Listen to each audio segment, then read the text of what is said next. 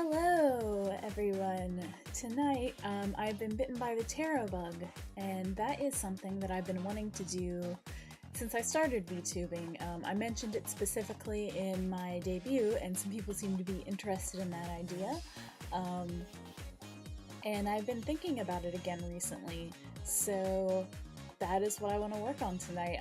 I've been kind of trying new things lately in terms of streams, so yeah. Hello, Maxie. Welcome. Pretty good. I'm late getting the stream started because the place that we got dinner from was really busy for some reason. So, but I am here now, and you are here, so welcome. Thanks for coming. The only thing, I don't know exactly how I'm gonna do this because the tarot program that I normally use is set up really oddly so that like each card is its own individual like source. So if I try to add it in OBS, I'm pretty sure that it like won't get the whole window, it'll just show the background, so I would have to do an entire screen share. Then I couldn't see the chat, so... Oh, that's cool. What did you have for dinner? I had sushi. I'm gonna just try to add this. I don't know if it's gonna work, this program. And I tried downloading a different program, but it was really weird. Like, when you have to, like, it makes you make a login, and then it pops up, like, 500, like, loading things, and it's, like, there's 50 different backgrounds on the program. Like, everything has a different clashing background. It's really weird. Yeah, I might try that. That's a good idea.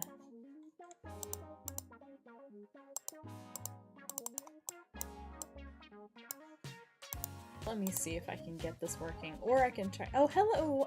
Welcome, Daphne. Thanks for coming.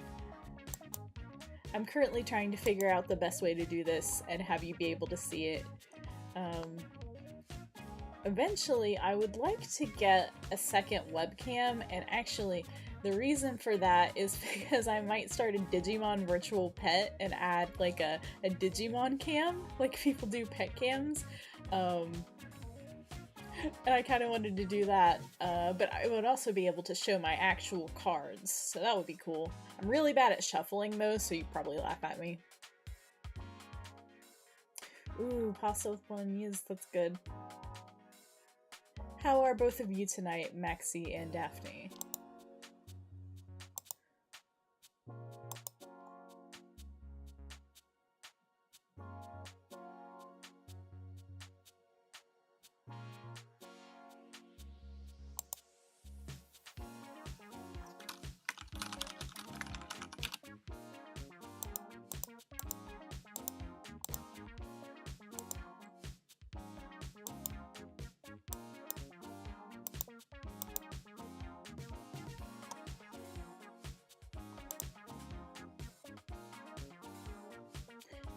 Oh, cool. Yeah, pretty good. I took a nap after work, and that's about the most that I've done.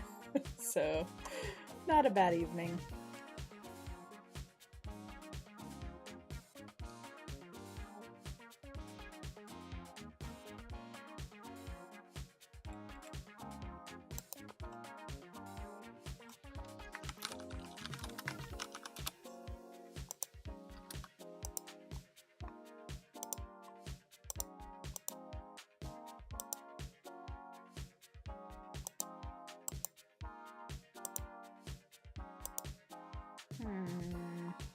It's not wanting to capture even the background, and I'm not sure why.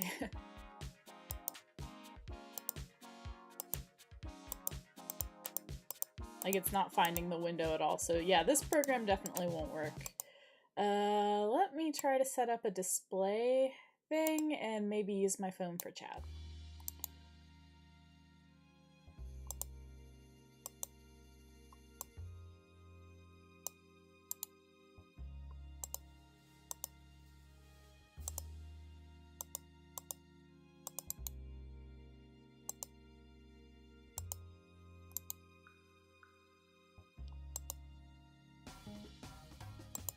Ah, yeah, that's familiar, Maxie. Very familiar.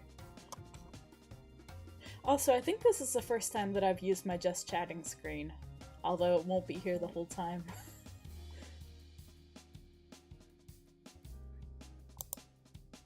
I really need a second monitor. That's definitely a thing I'm considering getting. That way I could do stuff like this and not have it be a pain.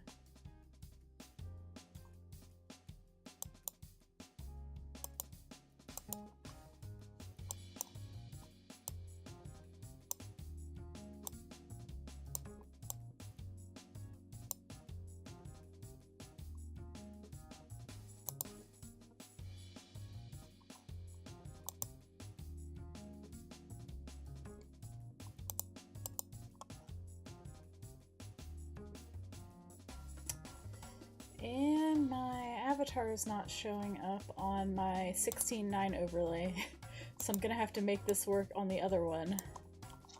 I've had so many problems with VC Face lately, it won't always show up.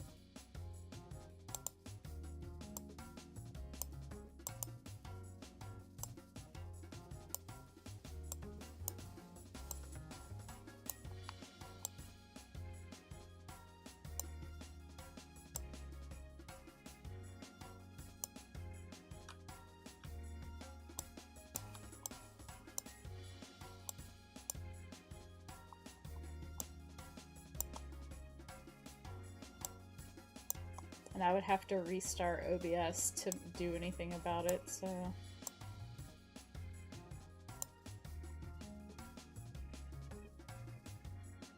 I'm not even gonna be able to see what this looks like, before I have to open it, like...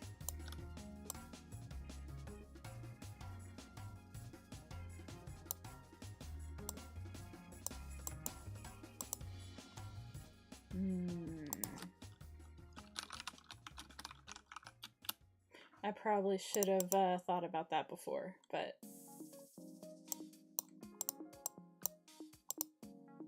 maybe I can at least, like...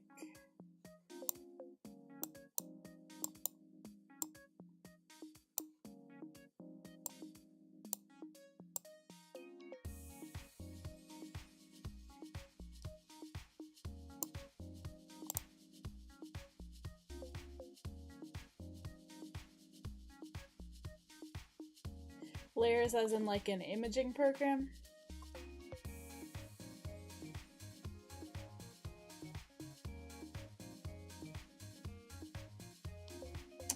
I should have figured this out ahead of time. Actually, I think for the moment until I do, I'm just going to pull up like a browser site, because I already have that set up and ready to go. That would probably be a lot easier to do for now. And especially, like, we can, maybe I can find, like, a list. I like the original Rider-Waite-Smith book. Maybe we can go through some of that. We can draw some random cards and kind of look over the symbolism, and go from there.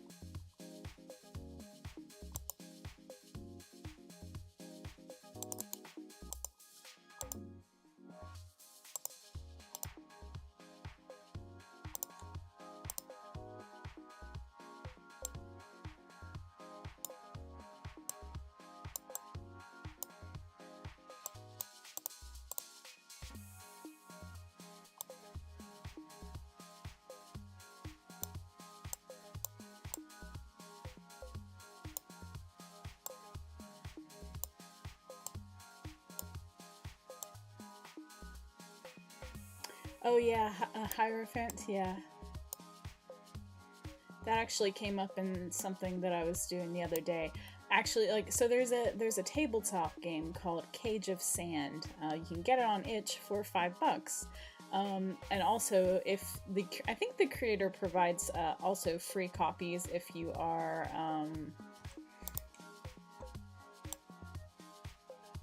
I can't remember. You have to look, but a lot of the creators on itch will provide free copies for like LGBT or POC if you can't afford it. And it also has community copies, but I don't think there are any out right now. But anyway, $5 if you got it, and it is a time loop horror RPG, and it's GM-less, and it uses the tarot to help guide you through the story, and it's like it's based on stuff like Higurashi and Undertale. So the same basic event happens in different loops, and then different people die in different ways, and it's really fun. But that's what made me think, oh yes, oh yeah, you would probably like that. I might stream it sometime, or like maybe see if anyone wants to do a collab in the virtual sleepover server. Yeah, because that would be really fun to do. It's really easy to, like I said, it's GM-less. You can play it solo. Cage of Sand. Here, I'll link it.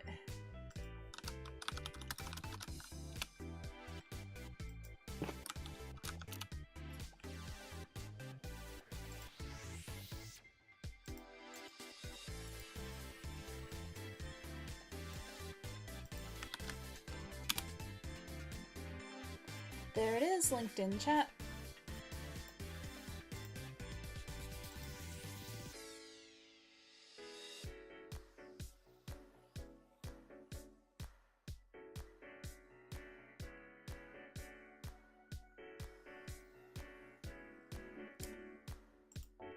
Oh, hello Archie, welcome. How are you? I am currently trying to figure out how to do this because I was not prepared. The tarot program that I normally use, it's really cool. It's got a lot of features. You can make your own spreads and save your readings, and it has the meanings in it and everything. However, it's set up so that each card is like technically a different window for some reason. So I can't stream it without streaming my whole screen, and I'm having issues getting that set up. So right now I'm just looking for like a reference that we can look through a little bit in my browser instead. And also talking about Cage of Sand.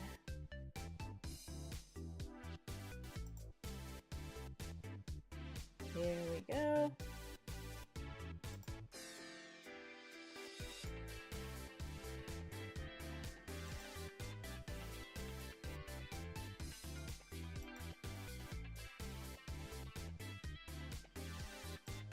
I'm trying to remember, I have a physical copy of this thing, but I don't...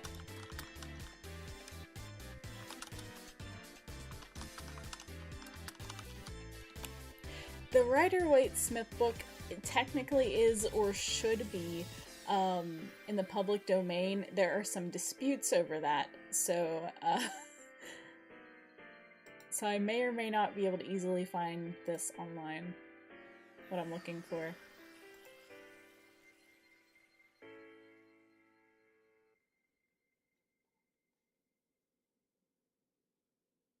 Okay, I think I got it.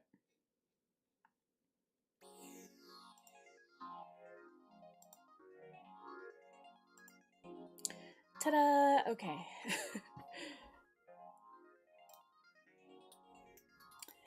And I'm thinking maybe we could I could also pull up like a random tarot card generator.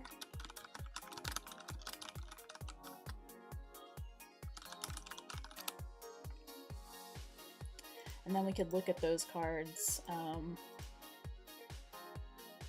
Then maybe try some readings eventually.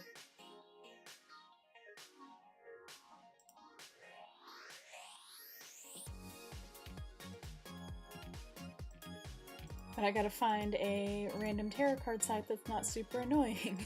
So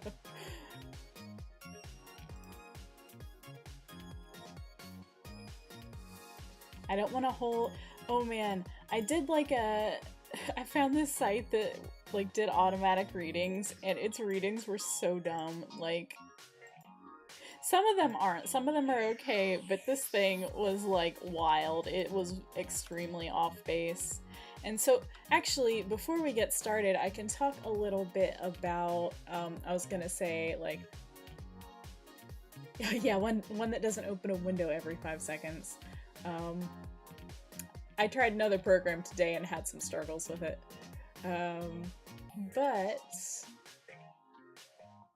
So I was going to talk about what initially interested me in tarot and how I approach tarot. Because I am not a religious or spiritual person. I am terminally agnostic is what I call myself. So I don't do this as a spiritual practice. I don't believe that I'm divining really anything. I don't. However, I like the rituals of witchcraft. They are comforting to me, and like they appeal to my creativity, and I just like doing them. And the tarot in particular is very special to me because when I was a little kid, see, my mom is interested in pagan stuff too, and so when I was a little kid, I found her deck in her room. And I was very, very, very young. I don't know if I could even really read yet. I can't remember. But I found her deck, and I started to look through it, not knowing what it was.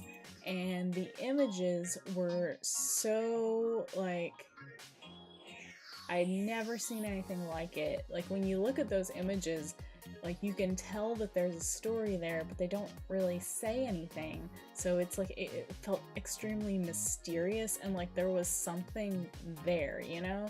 And she came in and she saw me with her deck, and so she explained what it was, and she was laughing because there's a superstition that you're not supposed to buy your own deck or it's bad luck. It's bogus. I don't believe in it.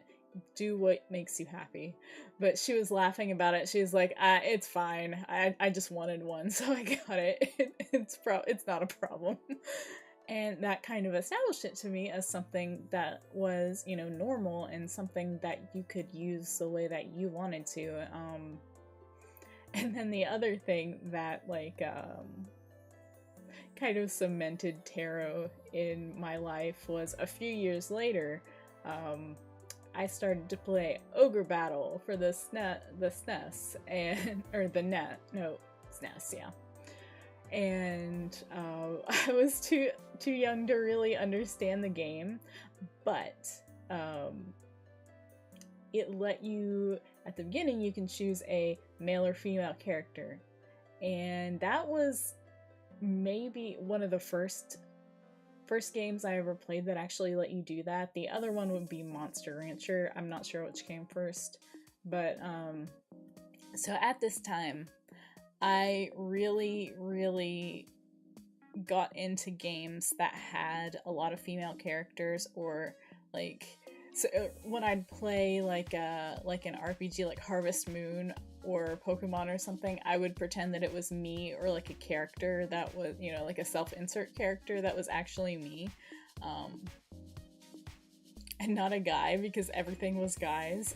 So, which was really funny in the context of Harvest Moon, because I obviously did not understand my sexuality at that time. But it made, like, my first female crush was definitely Anne from Harvest Moon. It was so funny to me looking back, because I was viewing this game as if the main character was me, and I was, you know, doing my own farm, and then I met the girls, and I was like, Anne is so cool, I want to marry her, I'm gonna, you know, I didn't know what gay people were yet. I didn't learn that until 2nd grade. But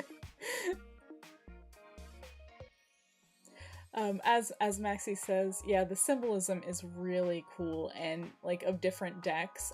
And I think the way that I feel about it, it is good to start with the Rider-Waite Tarot, because that symbolism informs so many other decks, and it's very, very rich and layered.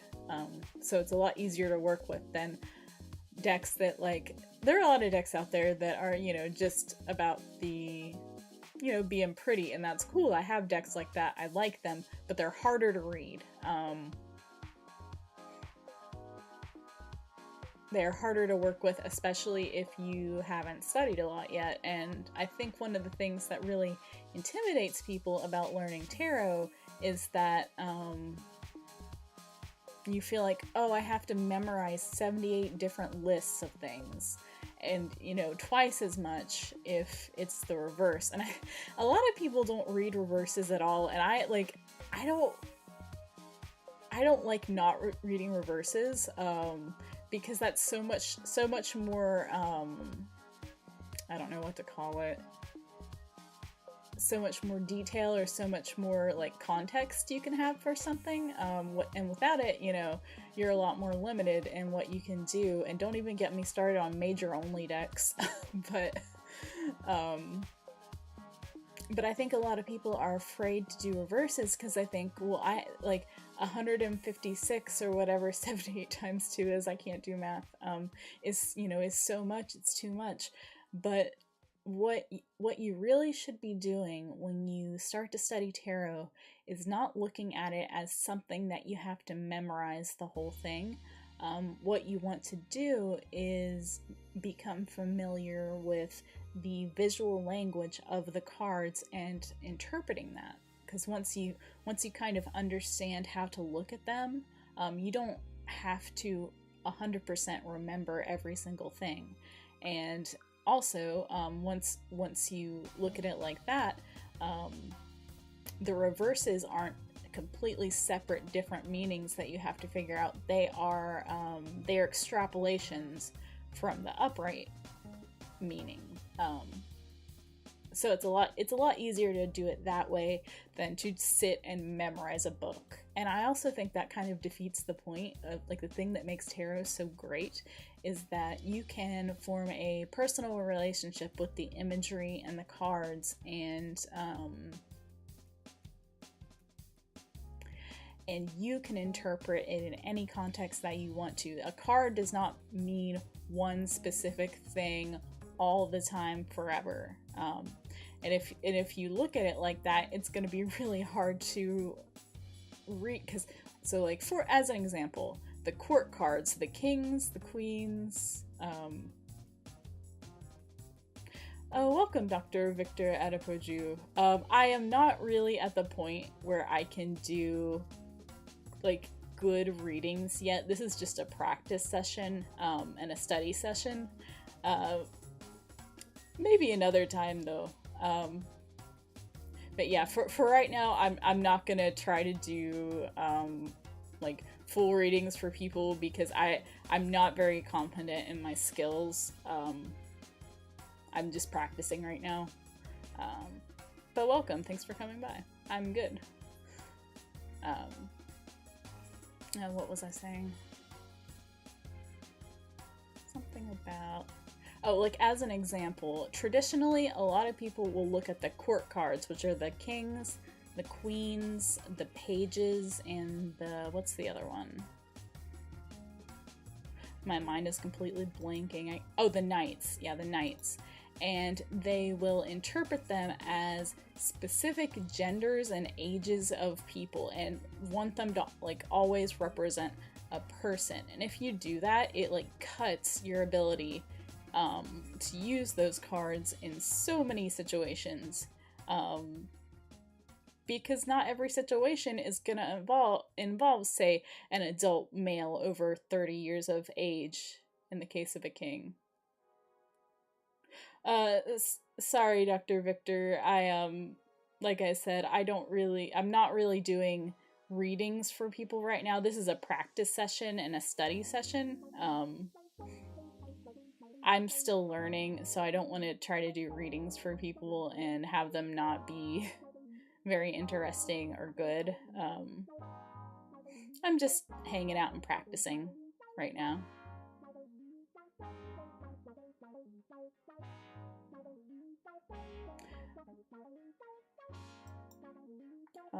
Oh yeah, I'm trying to find something that I can use to draw cards.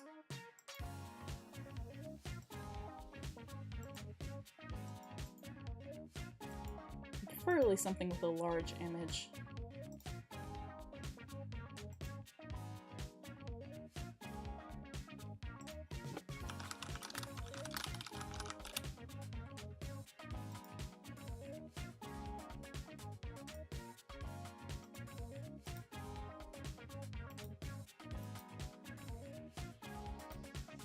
Yeah, and I think that's really the magic of tarot is forming that relationship and your own personal interpretation. I think it's good to be informed by the traditional readings and like systems that have come before, but those should be a guide and not something you just have to memorize rote.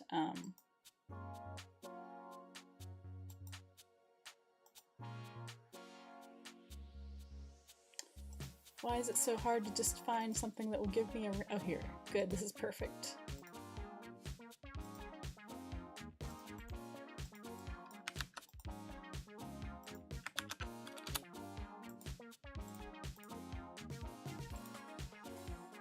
Okay, sorry.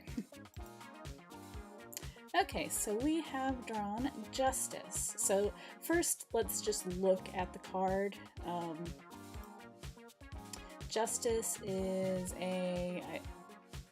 I'm gonna say like a female or male, like as the artist intended, but that's obviously not set in stone. But Justice is a female character in a red robe with a crown. She's very upright. She's got her sword in one hand and her scales in the other. And there's not a lot in the background on this one. It's just kind of some pillars. Everything is very upright and very balanced. So now let's go over to... This is A. Waits, who is one of the designers of the Rider-Waite-Smith deck.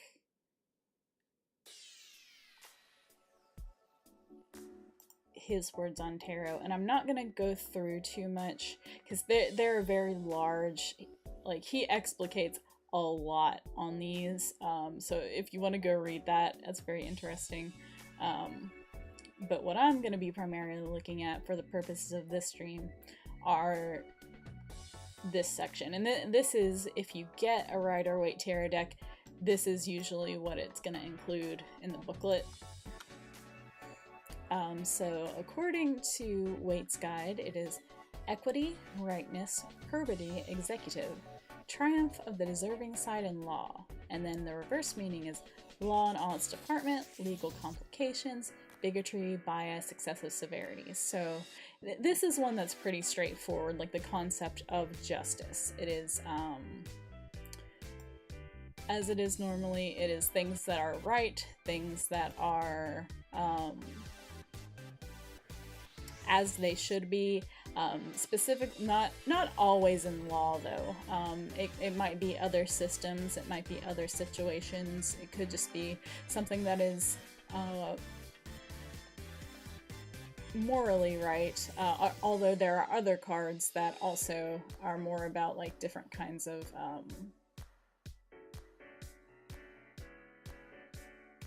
how to put it, different sources of authority and different sources of like ways of thinking.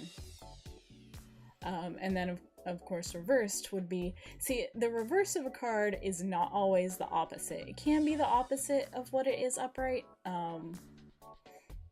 but sometimes it just modifies it slightly. So I think what it means by law and all its departments is maybe like the complexity of law. Yeah, complications. So when things get messy, when they're not straightforward, when they're not just things that are right and good. So bigotry and bias. Think failures of justice, basically.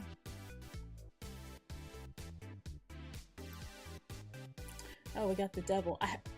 I wonder if this has... If it doesn't have the minor cards, I'm gonna have to find another one. Hopefully it does, though. Because the minor cards are very important to me. You can get decks that are majors only, and I don't understand. Like, I know they're the big flashy ones, but they're very important, and if you only have, what, 22 cards to work with, that's not enough. But let's look at the devil first. This one is a bit adult. I'm gonna assume it's okay for Twitch because it's artistic, I hope.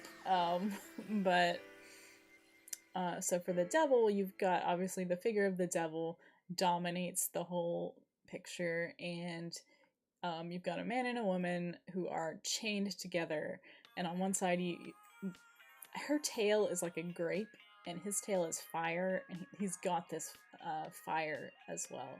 And they are demons, like me. There's a little more to dig into in this one than on Justice.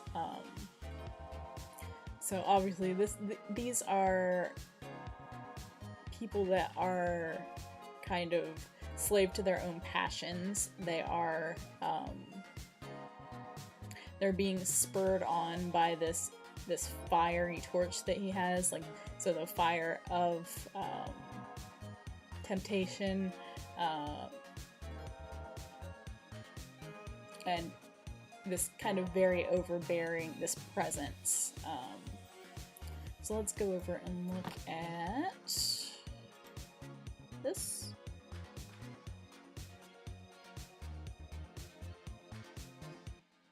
So, according to Weight, this is ravage, violence, vehemence, extraordinary efforts, force, fatality, that which is predestined but is not for this reason evil.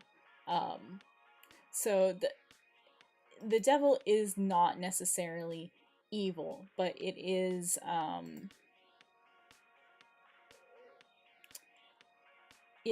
very intense. It is something that's very strong. I wonder, because this doesn't say a lot about temptation specifically, but I think that's very much there in the card. And then reversed is evil, fatality, weakness, pettiness, and blindness, which is interesting because that's not really... this is a case where it's kind of specific and not necessarily what you would expect, but like, Devil is a card of a certain kind of strength. It is a forceful strength.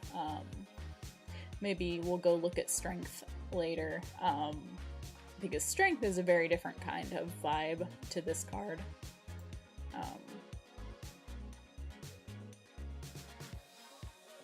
And another interesting thing about the Devil is that the composition is similar to the Lovers. The figures are in the same place. They're the same. Yes, excess is a good way to put it.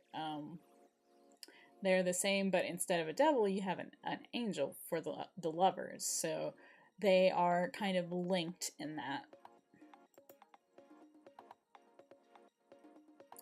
Yeah, so like the devil is excess and also like pushing really hard or being pushed really hard.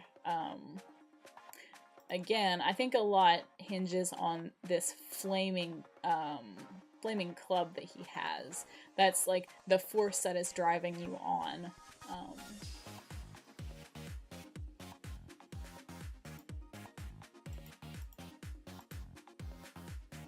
Oh, we got the Emperor, which is, again, like, there's not a whole lot of it. I hope that... Actually, I'm gonna do a few and see if we are actually gonna get anything that's not... Oh, this might be only the... Yeah, I'm pretty sure this is only the majors, so let me See if I can find something that's not only the majors. Although, while death is up, let's talk about death, because this is a card that a lot of people misunderstand, because, you know, it is scary. You're trying to do some divination and you draw a card that is that's death. You know, I can understand that being scary, but death is not necessarily about actual death. Death is about change and transformation. It is endings, but not necessarily bad ones, and not, you know, so 100% it does not mean that you're gonna die. Generally speaking, don't get this and think I'm gonna die. You're not, I promise. As much as anybody can promise that.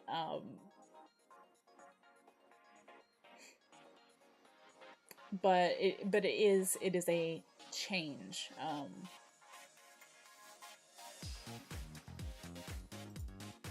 The scary card is the Tower.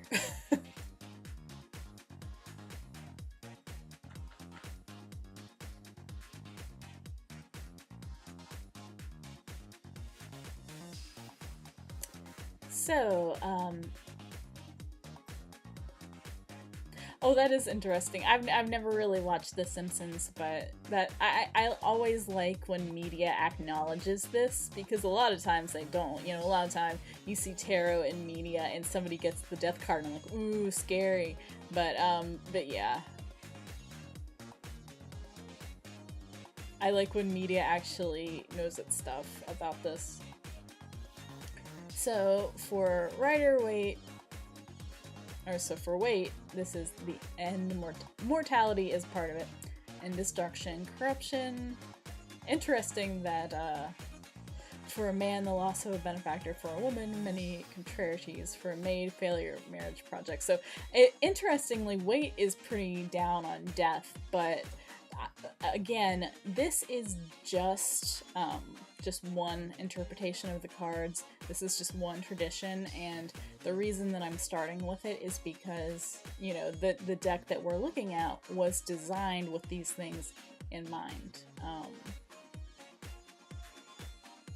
But the more conventional way of looking at death is change. And then reverse: inertia, sleep, lethargy, petrification, somnambulism, which is that means sleepwalking, and hope destroyed. So you can kind of see here that the reverse death are things that you might normally associate with death itself, like sleep and not moving, and loss of hope.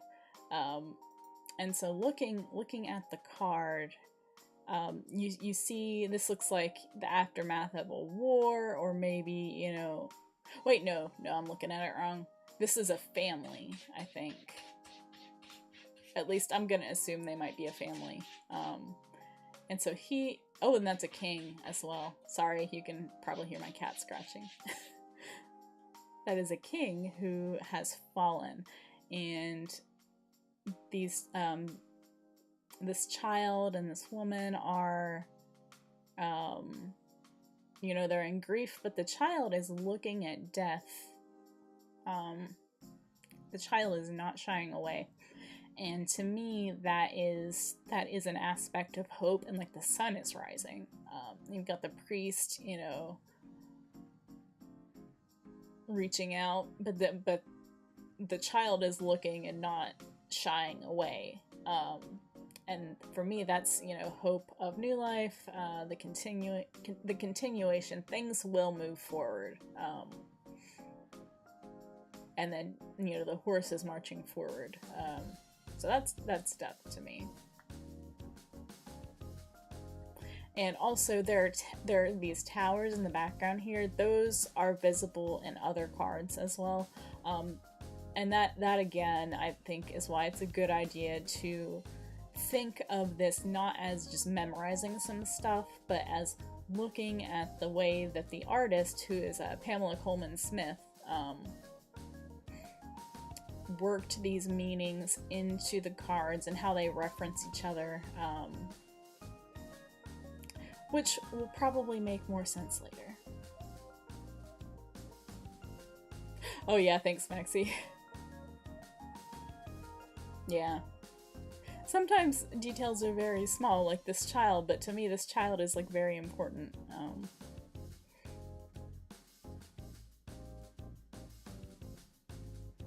But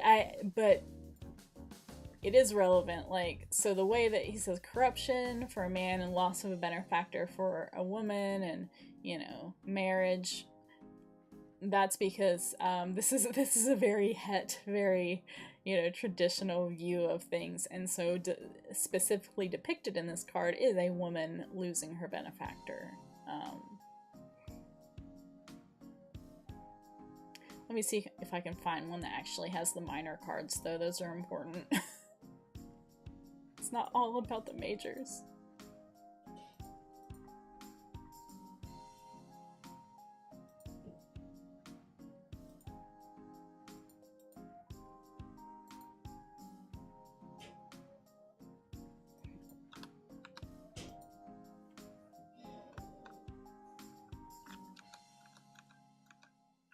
Okay, here's one. The picture's not as big, but we can look at it on the guide.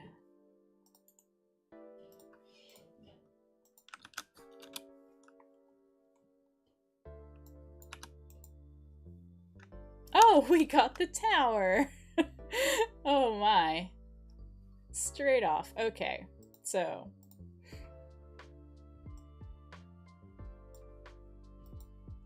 like I said, to me, this is the scary card. I don't like it when the tower comes up. I panic a little bit. And really, you shouldn't necessarily, but, like, just look at it. Like, look at it. This is not a card I want to see. It's funny, I was talking to some people about birth cards earlier, and there's like a... you can work it out yourself manually, but this tarotschool.com will also tell you. Yeah, so my birth cards in my human vessel, at least, are what are they? The tower and... hold on.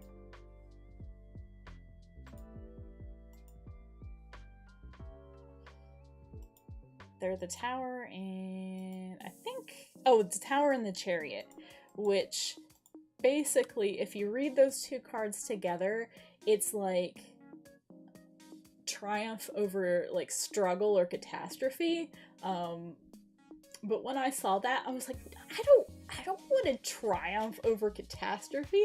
I just want to sleep. Why are you doing this to me? But yeah. Actually, I should look at my true birth date and see what those are. Oh, I can't because I don't have a year. I exist outside of time. Yeah, sure, Maxie, go for it. Anybody who else in chat who wants to see yours, go for it and we'll look at them.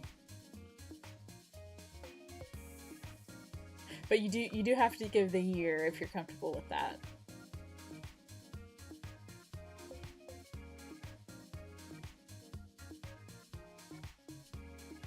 I was saying I can't do my demon birthday because I exist outside of time. June 29th.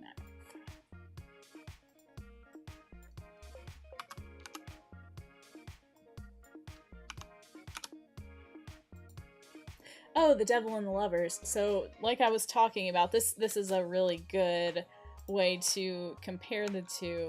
I'll zoom in a little bit if I can. No, I can't for some reason.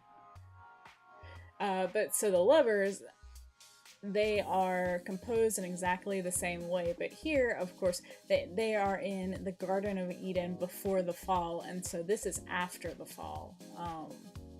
This is an angel speaking to them. We've got the tree on fire, but it is a much more positive vibe, although, you know, there's always the possibility for disaster lurking around the corner. But when you look at them together, it's kind of like...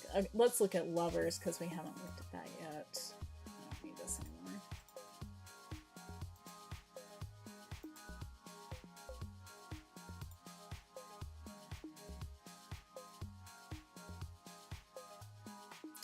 attraction, love, beauty, trials overcome. And then failure, reverse is failure, foolish designs. Another account speaks of marriage and frustrated and contrarieties of all kinds. So yeah, basically, it is pretty much what it looks like it would be. It is, you know, love, beauty, good things, being in harmony with someone. And then we looked at the devil, so those are really interesting taken together, I think. Now the thing about these pairs though is because it's a numerical calculation, so they're set pairs because of the way it's calculated. So there's only a certain number of pairs, and one of them actually has 3 because there's an extra major. So they don't break down. I'll keep that open. If anybody else in chat wants me to do yours, just let me know. But for now, back to the tower. And this is not... Is this the Rider-Waite Tower? That doesn't look like the style. Exactly. It's not. Dang it. Well, we should be able to, we'll be able to see it when we go back to you. It is based on the Rider-Waite style, but because there's some legal stuff, I think it's actually, there's a US game system copyright on this card. I think it's US Game Systems that goes after people. Somebody does. Some company alleges that they have the rights still, even though they shouldn't.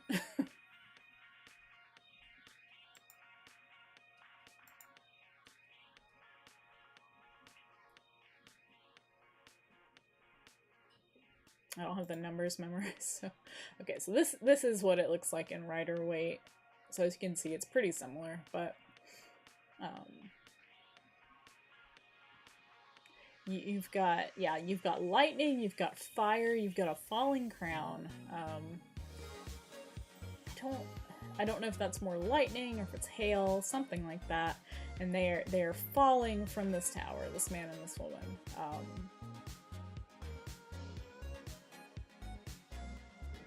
So this is a sudden and unwelcome change, much more startling than death. Death isn't always sudden, you know, it can be a slow ending, but... So we got misery, distress, indigence, adversity, calamity, disgrace, deception, ruin. It is a card in particular of unforeseen catastrophe. And so, I think that Waite composed this based on what people tended to, like, because he'll talk about reports. It could be a slow ending. Well, you know. According to one account, the reverse is the same in a lesser degree. Also oppression, imprisonment, tyranny. That's interesting to me. That's not like a very conclusive. I'm gonna see what Biddy Tarot says about that. I like Biddy Tarot a lot.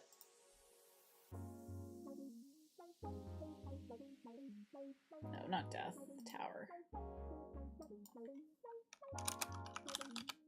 Other than the original Rider-Waite, Biddy is probably the one that I reference the most, because like they give you some quick breakdowns and they explain more. Fear of change and averting disaster. So yeah, that's some other things that people might associate with the tower reversed.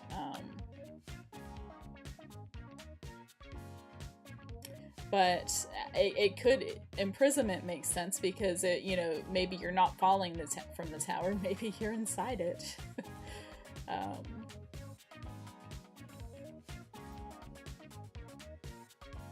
But that one is again pretty straightforward. It's a disaster and something that you don't want and something that you probably don't see coming.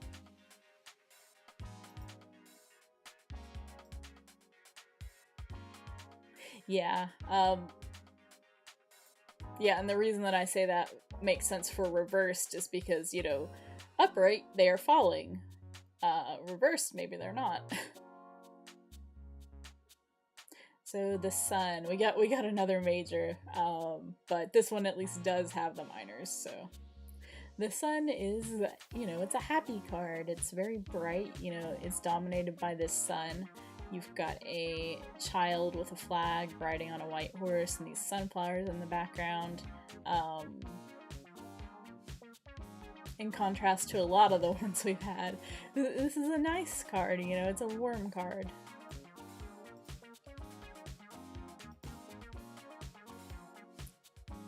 It's new things and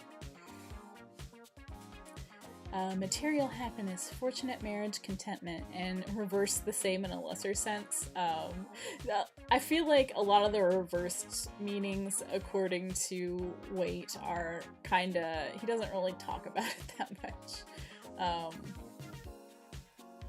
But again, I think it is very worth thinking about reverse as looking at the normal upright readings and then thinking how that could be subverted or looked at in a different way. The sun is tired of everything. It does look like it's done. That's true.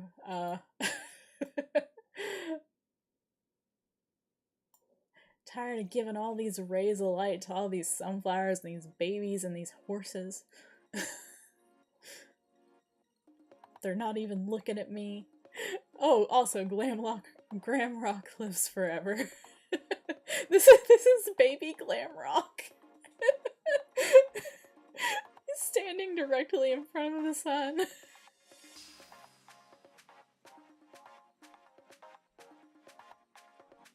But yeah, so that, again, that one's just, it's pretty straightforward. It's, you're happy, you know, things are going good.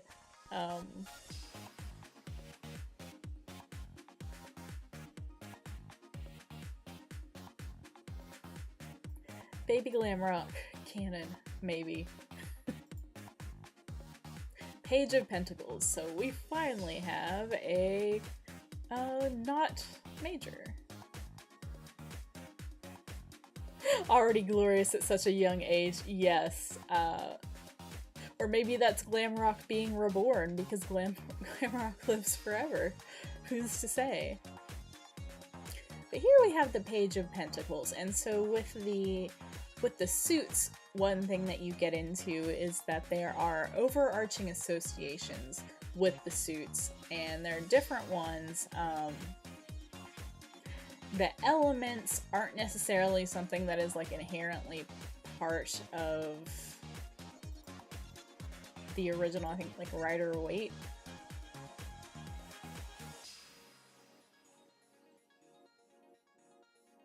Let me see.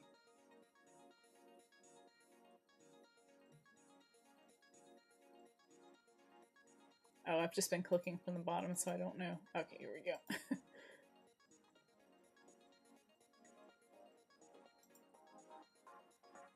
Pentacles and coins are the same thing, by the way.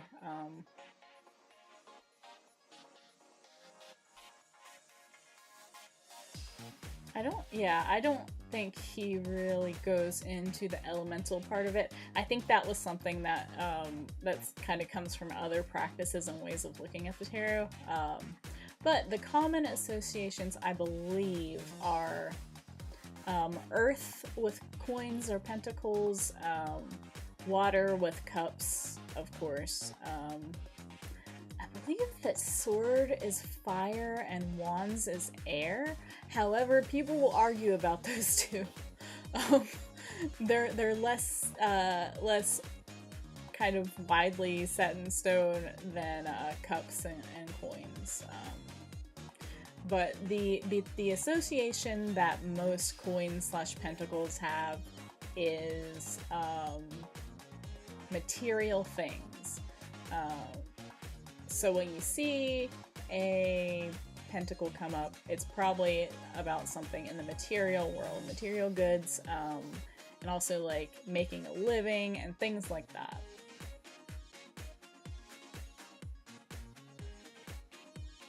So let's see. This is what page. And again, so a lot of people will say that a page is a young man, or like a child. I don't really. I mean, it can be, like, depending on the context of what you're asking, right? Like, if you're asking about a person, then that could lead you in that direction. But a lot of the time, I prefer to not. I don't like for people to get stuck in that way of thinking, because it really limits what you can think about it. Oh, no problem.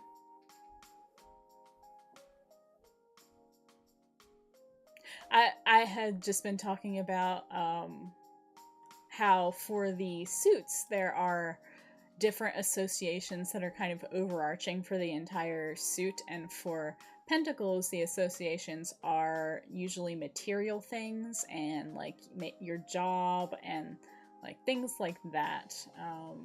And then the element that's usually associated with it is earth, which, like, you know, things of the earth and the earth itself, and also like you know, like in Greek mythology, Hades was not only the lord of the dead, but he was the lord of all things under the earth, so also of metal and gems.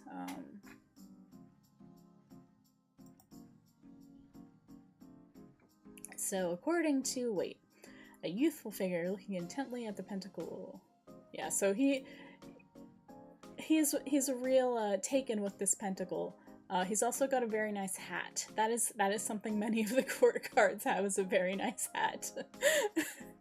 And he's in this nice field. A lot of the pentacle stuff relates to like farming or fields, which is, again, you know, the earth symbolism and the material things and like food too, and like sustenance, things that help you survive. So application, study, scholarship, reflection, news, messages, bringer thereof, because pages often did you know, bring messages, then rule or management, and then reversed, prodigality, dissipation, liberality, luxury, unfavorable news. And then, so if you are looking at it as a person, it might be a dark youth, a young officer or soldier, a child. And by dark, I think they mean has dark hair, because that's one thing. A lot of people will look at the color of the hair and say that, you know, the looks match. But again, I don't really subscribe to that, and for the most part, if I see a court card, my first thought is not a person, unless I'm asking a question where that makes sense. Because if you get really stuck in that way of thinking, you'll have stuff like that automatic reading site that was hilarious to me, because it told me that I was gonna fall, like I had like fallen in love with someone at my job based on a court card thing and some of the other stuff that came up. And there's nobody I like at my job. I'm not even really I'm not even really friends with anybody at my work outside of work. Like, I'm friendly with people, but I when I go home for the day, I don't care about anybody there.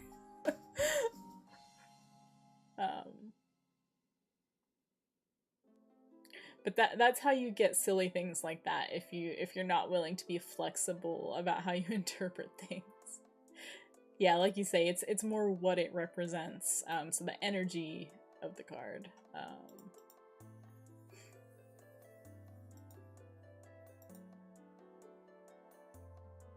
So yeah, so this card is kind of being intent and reflecting on things and thinking about things, and oh yeah, I might do some reading exercises before the stream is over. I just don't want to like be in a position where I'm like, yeah, I'm gonna do a reading for you, random person who has come in, because I'm just not really at that level yet.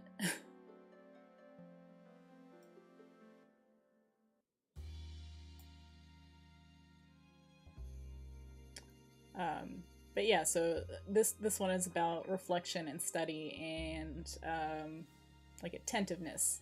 And so reversed, it is the opposite of those things. This is one.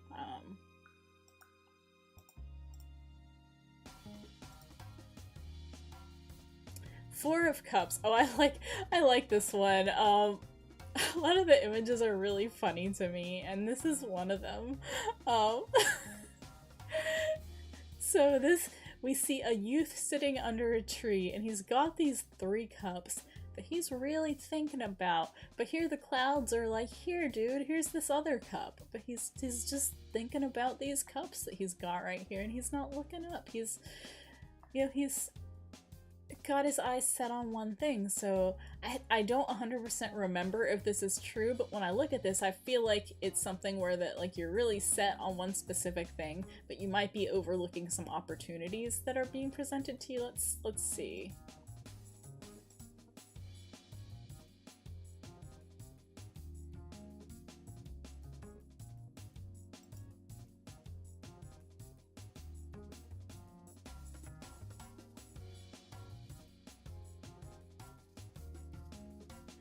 Oh, there's a lot here. Weariness, disgust, aversion, imaginary vexations, as if the wine of this world had caused satiety only. Another wine, as a fairy gift, is now... Yeah, exactly. So exactly, I was right. This is what I mean. When you know how to look at these cards and interpret and, like, get used to the language that they are speaking, you can look at them and you don't have to 100% know. You can get an idea of what they are on your own. And so for the minor cards, how people are interacting with the object that is the object of the suit is the main, like the big thing, for the most part.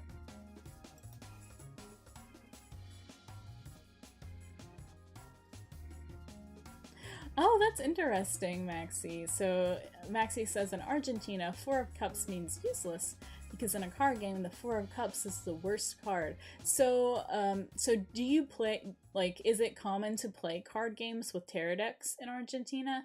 See, that's not something that anybody really does in the United States, even though originally the tarot cards it was just a card game. And you know, it's just a tool to do what you want to with. It's just ink on paper.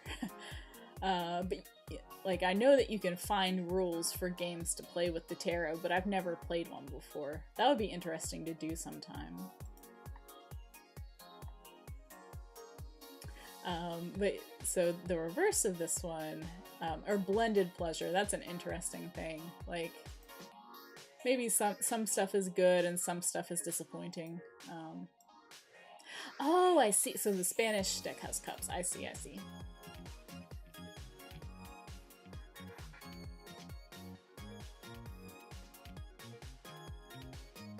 Yeah, and so reversed, you are taking notice of new things, and you're not just stuck in the here and now. You're able to look forward and take pleasure in new opportunities that might be coming your way, if it's reversed. Additional meaning, contrarieties. So, like, yeah, it's two very different cup situations in the same card. Oh, and so the association, let me actually...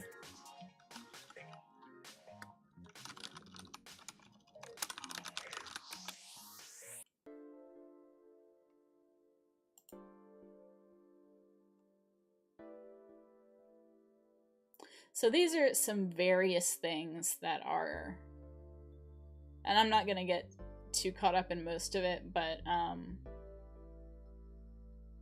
But so that these are the elements. That's the main thing I'm looking at, because that's the most consistent thing across like different readings and thing that most people use. And then also like oh, I forgot, with coins is also often, yeah, the physical health too, not just like things, but your body also.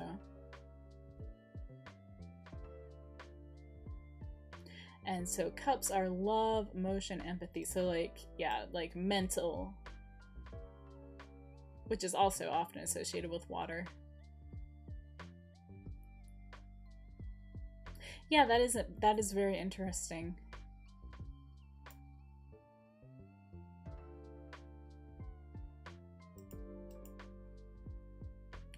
And then wands are creativity, action, and passion. And then swords are thought, challenge, and observation, which is, that's very interesting to me. Oh, as you see, here they have wands as fire and they have swords as air. But I had learned wands as air and swords as fire. So those ones are very disputed.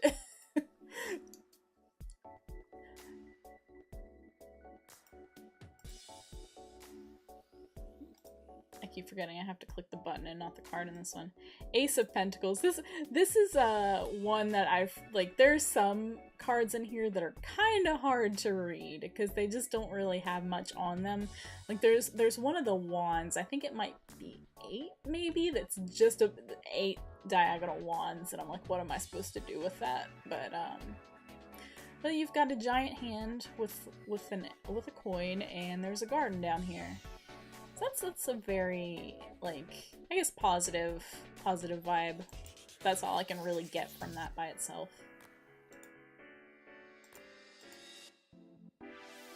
Positive and maybe spiritual forces.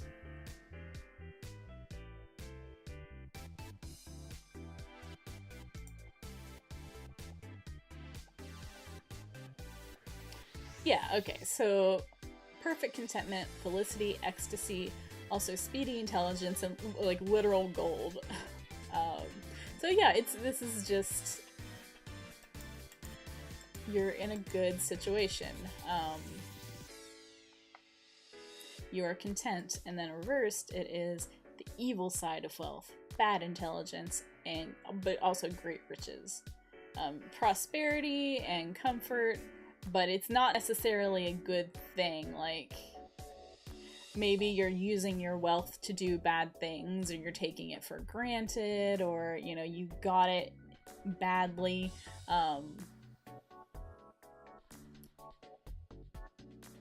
It means you're like a situation that is probably materially sound, but not necessarily good, reversed. Additional meanings, the most favorable of all cards. Reversed, a share in the finding of treasure, so I guess you have to share it. Yes, it is the money card, basically. Yeah, lying in your success, yeah. And that's gonna be highly dependent on the context of what you're asking. Again, like, when you're trying to read tarot, like, you have to approach it in a way that it's gonna make sense to you for specifically what you're asking. That one's pretty straightforward. Oh, they have different art in this one. This is definitely not Rider-Waite Smith. Which, like, I like other decks. My favorite deck is the... Oh god, my cat's making noise again. What is it called? I'm trying to remember the name of it. Yeah, there's 78 cards, so you kind of gotta compromise sometimes. Oh shoot. It is by Stephanie Puy-Moon Law. Shadowscapes, the Shadowscapes Tarot. I'm not gonna show too much art because I don't know if that's like a copyright thing, but Shadowscapes Tarot is beautiful. It's gorgeous. I followed her on DeviantArt for years before that deck was released, and I was so happy when I could finally own it. It's my favorite deck ever. And I think it's worth looking at different decks and seeing which ones speak to you. But again, I think it helps a lot if you get familiar with the Rider-Waite-Smith. So this is what the starter looks like in Rider-Waite-Smith. So you have a woman who she's pouring 1 cup into the water and 1 cup onto the earth. There's a tree with a bird back here, looks like it's having a good time. And then there's, a bunch of stars in the sky. There's 1, 2, 3, 4, 5, 6, 7, 8 stars. Oh, 8's a good number. At least, like, I guess traditionally I think 8's associated with angels. Maybe, no, I might be thinking of 7. This to me is like, tranquility and, maybe, like, when I look at this, maybe, like, some kind of abundance, like she's watering, the flowers, but then she's also dumping water back into the water, and she's pouring water on the ground, which could be considered a waste, too. So, let's see. Yeah, so... Loss, theft, privation, abandonment. Another reading says hope and bright prospects. So again, this is where you get into, there are a lot of different ways to approach these cards, and I think, when I was looking at it and looking at those things, I think I picked up on both of those. Yeah, it does look like a connection, yeah. Connecting the water to the land. And then reverse, arrogance, haughtiness, and impotence. That's interesting. I think another thing that might intimidate people about the reversals is that they're a lot less fixed, like what you interpret it to be, than the upright readings. And you can see that, I think, in this guide. Sephiroth, we got Sephiroth in here. I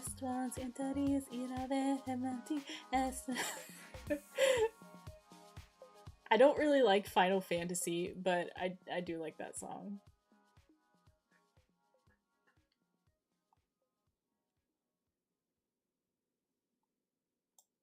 With his awesome hair. He does have very nice hair. It's funny that I never was that interested in Sephiroth. You'd think I would be, but I was only vaguely, but just because he is a silver-haired anime boy, that's about it.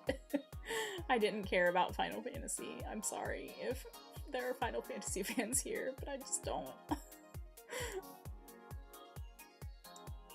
This is kind of an interesting take, too, because this, like, looking at this is definitely going more on the side of, like,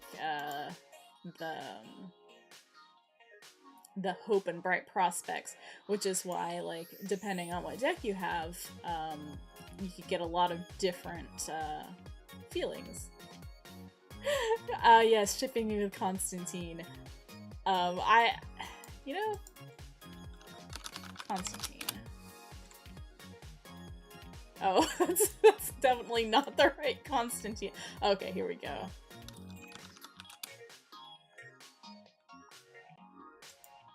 Ah, I see.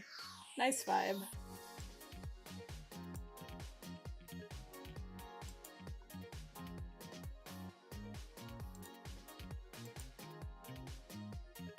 Devil again. Six of Cups. Ooh, this is an interesting one. So, like, some of them have a lot more details to look at than others. So, this one you have two children who are... The cups have flowers in them here. And they're kind of looking at a flower between them. And you've got this little town in the background. It's very peaceful, so I feel like this is a card of, like, togetherness and sharing good things, and maybe, like, spring and youth. That's what I'm gonna like, the feel that I'm getting.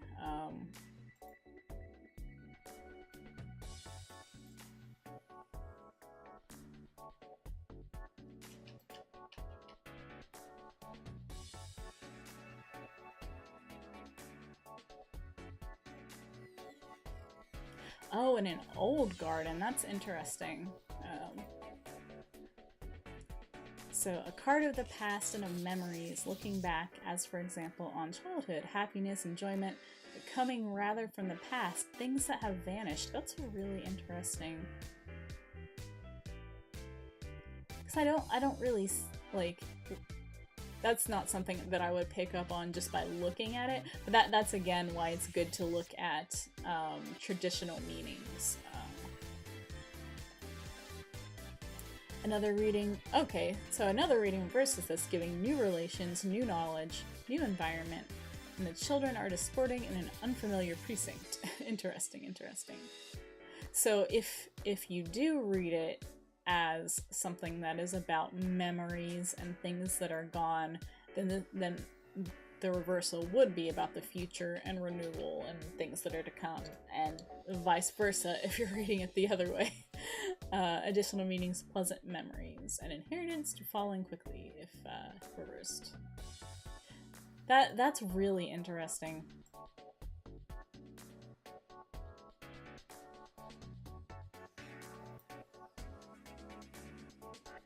I would looking at this, I would tend to go more with the meaning of new things, because that's really what this looks like to me. But I do think it's like there is a greater environment here, and these cups are probably old and they've been here for a while. They've all got flowers growing in them. Oh, baby's getting sick. Oh, hold on. I'm gonna mute for a second. Take care of baby.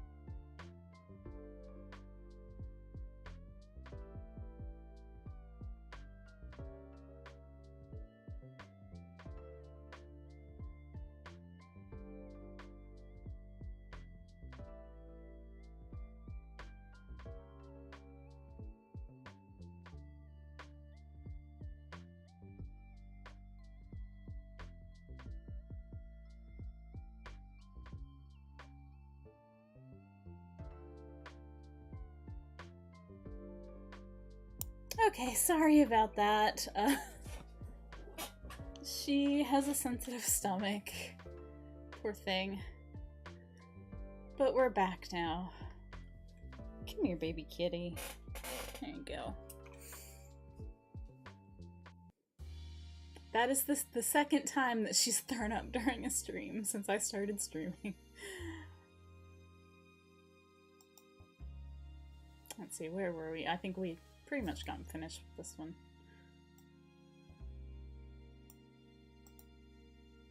Three of Swords. Oh, I like this one. It is quite emo. One of the more emo cards. Yep, they do, unfortunately. I changed her food recently to one that is easier to get, because the one that she was eating was kind of hard to find. Baby, stop scratching!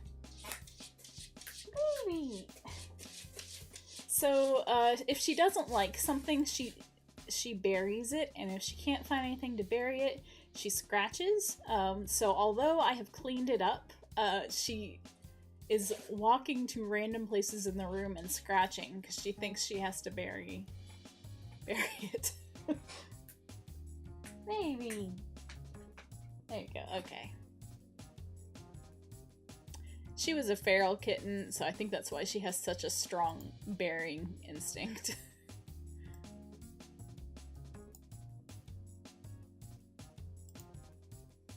Yeah. Oh, now she's on the desk. Hello, baby. As long as you don't touch the microphone, you can stay here for a minute. Sorry if there's a little incidental noise while she, like, rubs things. I'm gonna let her sit here for a minute, though, because I feel bad for her. Old lady. Oh. What did you knock down? A fork? I don't know why there was a fork there. Cat ASMR. She does, when I'm trying to record ASMR, it's honestly a problem because she always comes over and gets in my way, and sometimes she bites the microphone. But I do catch her purring. It would be nice if I could get like a whole video of that.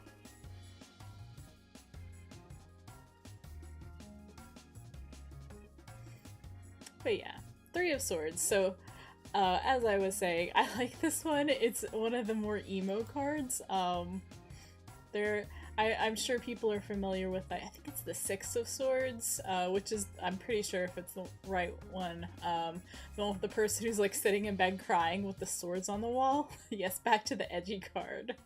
I like the emo cards, and it's like, I think,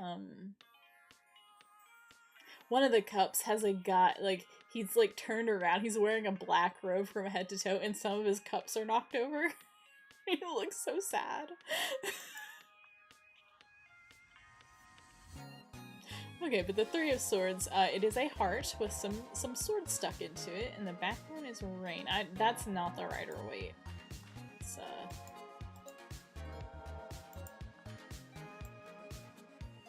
I see. I understand. Some of my poetry is also quite emo. I write poetry. I feel I'm a lot better at poetry than writing fiction. I could write, a lot of the time I like to write like really short fiction, like specific moments in time, and I do pretty well at that, but I am not good at orchestrating like long plots. I can't really do that. But I am very good at poetry. So, yeah, here's the... That's pretty much the same.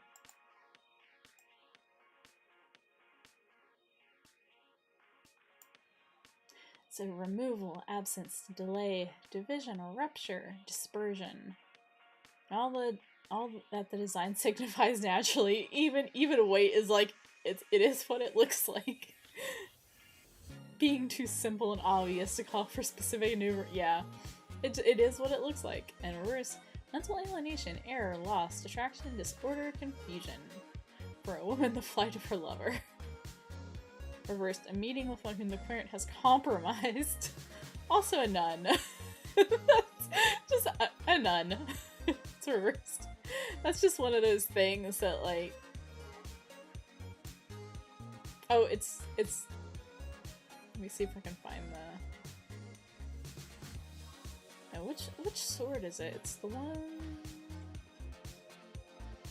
The 9 of swords, that's it. The... Why did I buy all these swords? However, like, this one is well known for being funny, but there are some other ones I think are really, really funny.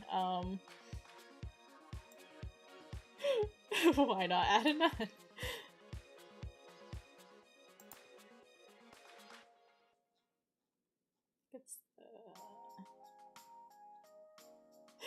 I really like this one because this guy just he's got so many wands. You don't need that many wands. That's too many. Too many wands.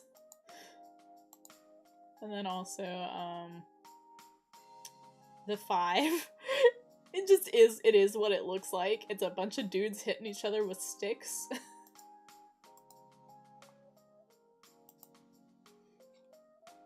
See if I can find this one, 5 of Cups. Look at this guy. Look at... He's like, no, my cups. How can I ever be happy again? My cups have been knocked over. Because I put them on the ground. I probably kicked them. Now they're gone forever. Anime ending mood, yeah. But hey, while we're looking at it, so yeah, obviously this is, this is loss, this is grieving for something that you have lost, but then also he's got these 2 cups behind him that are not knocked over, and he's not paying attention to those. So it's, again, I feel like this is probably similar to the one where, the guy is like moodily contemplating what he has and ignoring the new things he could have. This is similar, but it's grieving for what you've lost and not looking at what you actually do still have. Yeah, see. It is a card of loss, but something remains over. 3 have been taken, but 2 are left. It is a card of inheritance, patrimony, transmission, but not corresponding to expectations. So it's not what you think you're gonna get. With some interpreters, it is a card of marriage, but not without bitterness or frustration. Then reversed, news, alliance, affinity, consanguinity, ancestry, return, and false projects. Additional meanings. Yeah, like 4 of... yeah. Actually, this one's right here. And it makes sense to me that they're like right next to each other too. Yeah, so like, again, where this one is, you're not happy with what you have, and you're so focused on that you don't see anything else, and then this one is, you're so focused on what you've lost, but there is still something left. It's maybe not what you wanted, maybe not what you thought, how you think things were gonna be. I don't know what I just said. It's not how you thought things were going to be, but it is something. Yeah. Now, I would say this one is more so unhappy with what you don't, or well, at least unhappy with what you've lost. In this case, he's not even really thinking about what he doesn't have. He's just, yeah, I'd say that's a fair way to say that. But yeah. That is really interesting to look at those two, like, one after another.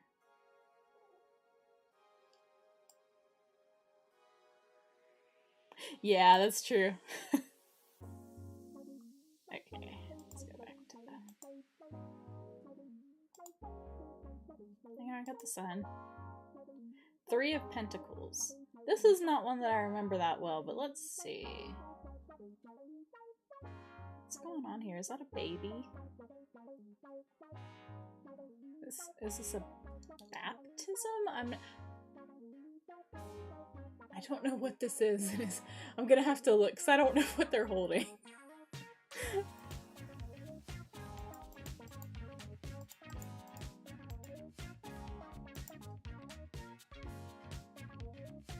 Oh, it's a sculpt. Okay, I couldn't. This looked like the Craftsman, but I couldn't figure out what this was they had.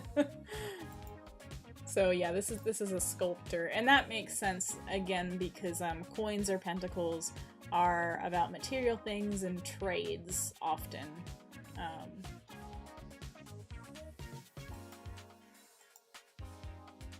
So meteor trades skilled labor, usually, however, regarded as a card of nobility, aristocracy, renown, and glory.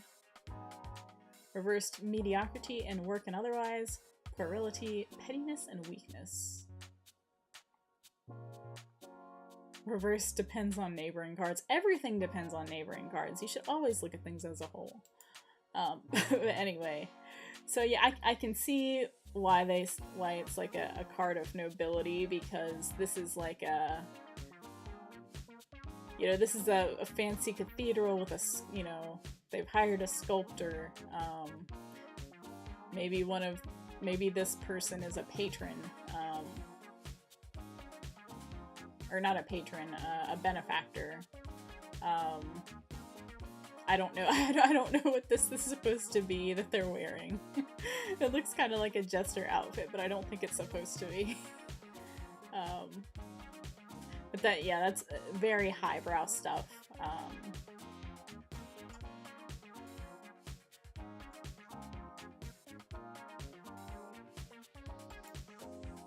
Back in the days when people could make art because you could find somebody who would just fund your entire life so you can make art.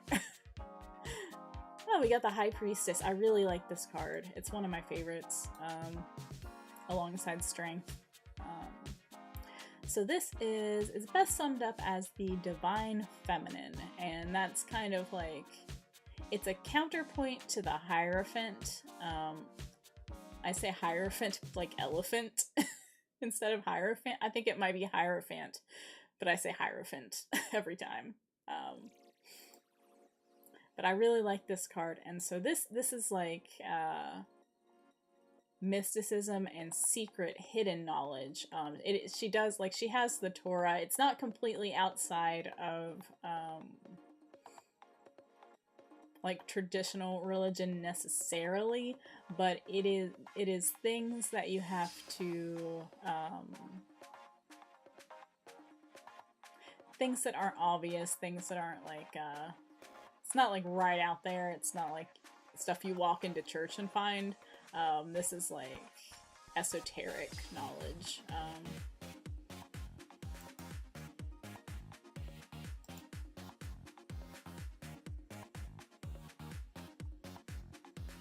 And also like specifically femininity, because like the Hierophant is a very, very masculine card, and as you can see, like, you know, he's very official and there's people here, whereas she's on her own. And also, of course, you got the moon, the feminine.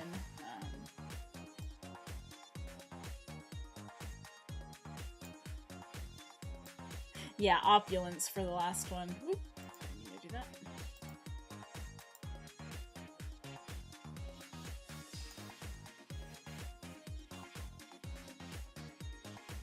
And this is one where like everything in this card has a specific meaning. I can't remember all of it, other than like obviously she's got the Torah. I can't remember what is the J for Jesus, maybe? I don't remember. Maybe it says, oh, J and B of the Mystic Temple and the Veil of the Temple.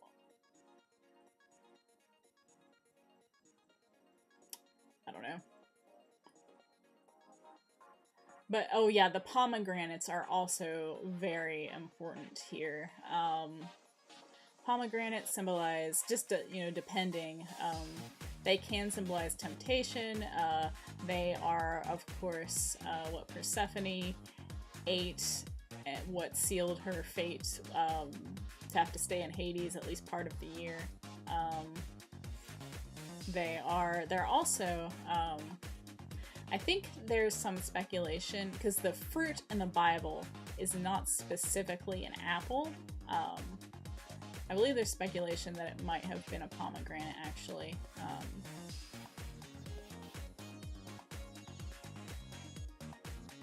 So it's a spirituality, but it also, I think fertility is another association with pomegranates. So it is a distinctly feminine spirituality.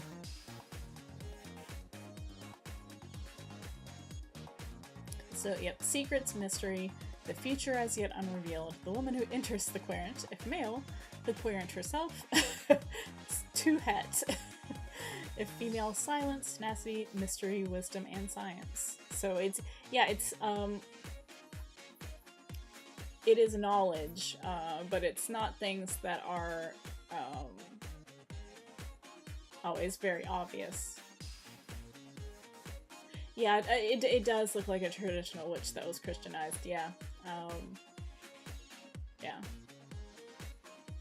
And it also reminds me of, like, again, like, Greek, you know, oracles. She feels very much like an oracle to me.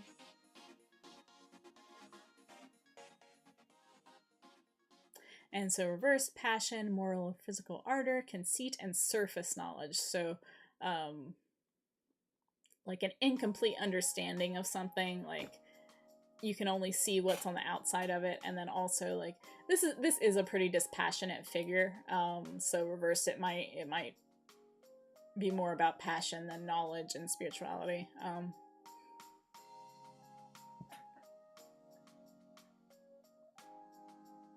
Definitely, I love this card.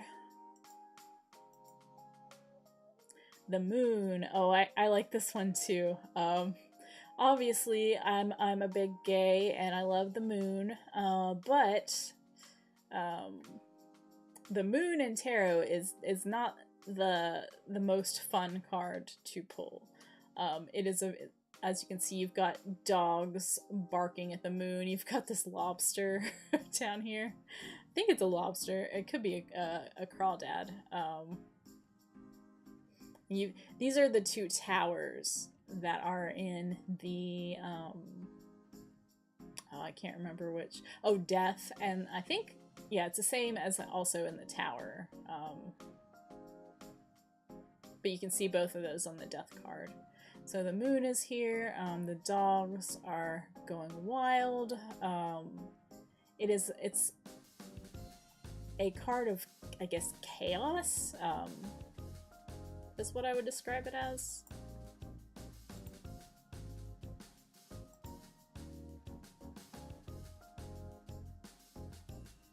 Yeah.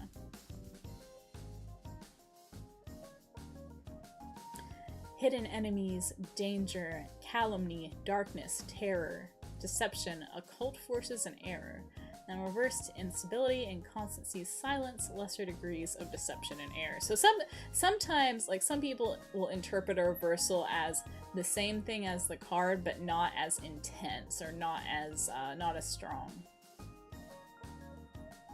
Yeah, it's a different perspective. Yeah, this is on the other side. Or no, maybe it's a lot closer because I think the mountains might have been in the background. But it's definitely, it's a different perspective on the same thing. But yeah, this is a card of confusion and danger and just not a great situation to be in.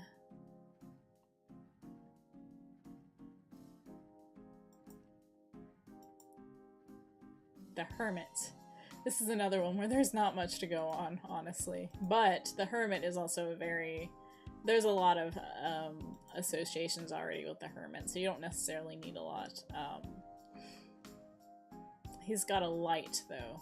That's the most... If you're confused, it is better to know that you're confused than not, yeah. Also, like, fear is a big part of the moon card, so you might be afraid of something or something scary might be coming up, you know, just, again, depending on what you ask.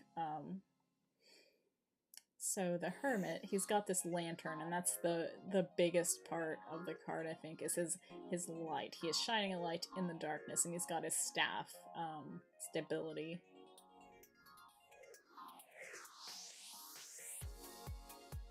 prudence, circumspection, and also especially treason, dissimulation, roguery, and corruption. So that's like a darker side of the hermit. Not something that I would necessarily think of, but it makes a lot of sense because he is under the cover of night. He is cloaked.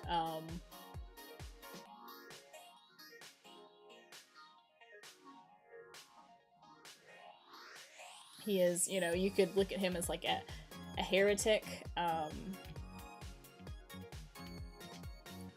So, and then reverse concealment, disguise, policy, fear, and unreasoned caution. So like you're being way too careful.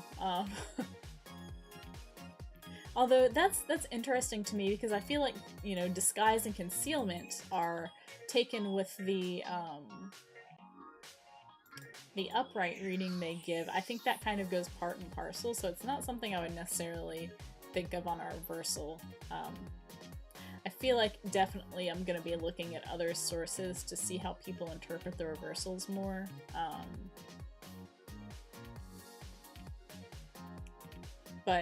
So being cautious is one, like he's very carefully looking at where he's going with this lantern. So reverse would be you're being too careful. You don't really stop looking at your feet.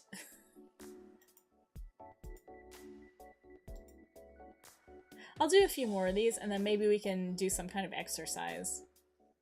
The Nine of Wands.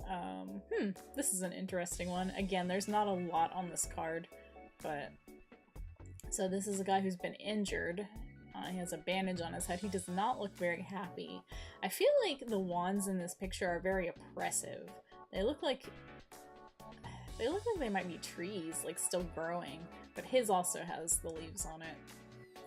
But an oppressive feeling is what I get from this card, and maybe like distrust. Maybe because you've been hurt already and you don't trust things anymore. I don't know. Let's see.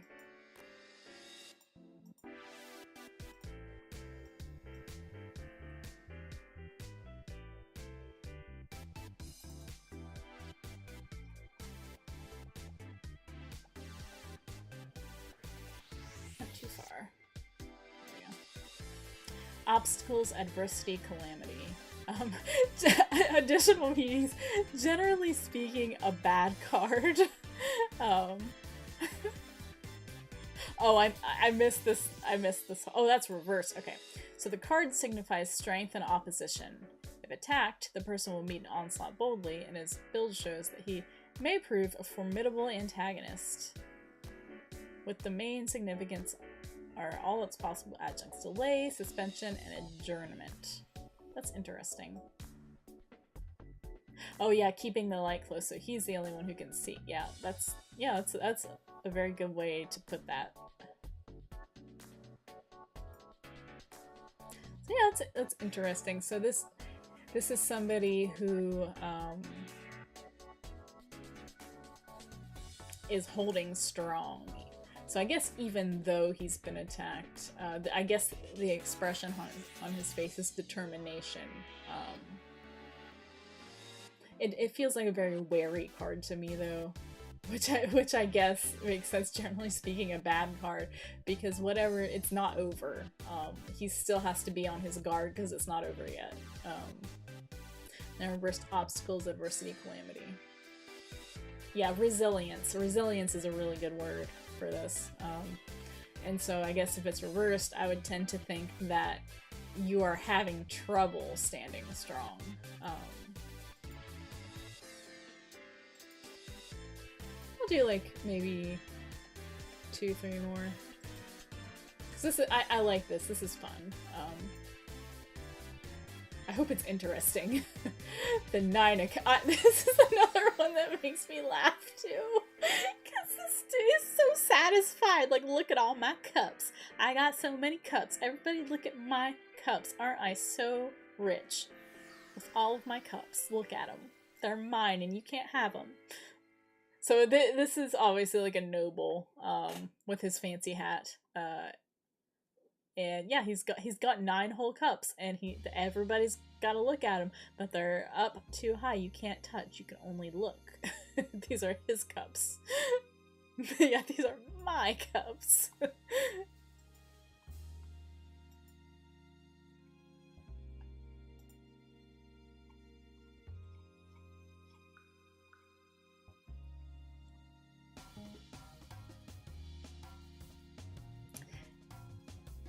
Concord, contentment, physical beyond Antra. Also victory, success, advantage, satisfaction for the querantor person for whom the consultation is made. That's interesting to me, because possessiveness really isn't a thing that's here. It's just, I guess, I mean, you can see that he's very proud, so that makes sense. It's like something that you are happy with, and like you know, you're feeling good. You have accomplished something. You know, victory, yeah. And then reversed, truth, loyalty, liberty. But the readings vary and include mistakes, imperfections, etc. That's interesting. So yeah, if you're going with the upright meaning of like pride and victory, I would tend to think that reversed, it's maybe it could either be like, you know, something that you're not proud of, or, you know, your victory isn't sealed, you know, things like that. Of good augury for military men. Reversed good business. That's interesting. Again, that's one that's like kind of out of the blue. I feel like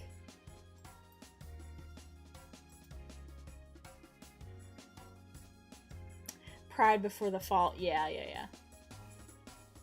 Again, a lot of it just depends on what you're asking and what you're doing. And I'm glad you're enjoying it. I also like stuff like this a lot, obviously. Wheel of Fortune. This is the juicy one. There's a lot of stuff on this card. So you know, you've got the Wheel of Fortune itself in the middle. It's being supported by a demon and the snake.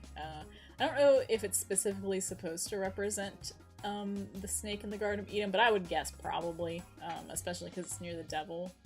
And then you've got an angel, you've got a bird, possibly a phoenix, but I'm not sure. You've got a winged cow and like a griffin, and they have books.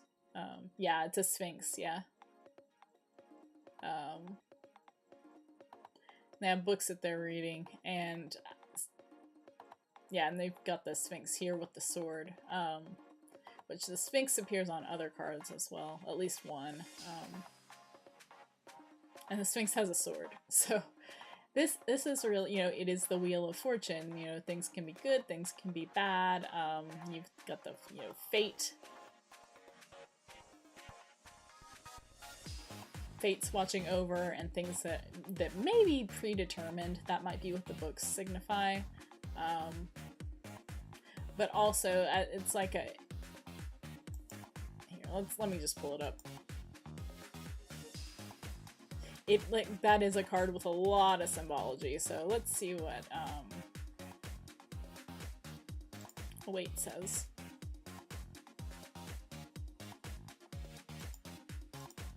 Oh yeah, the fact that these figures are gold is also probably important. Yeah, destiny, fortune, success, elevation, luck, and felicity. Reversed, increase, abundance, superfluidity. Interesting.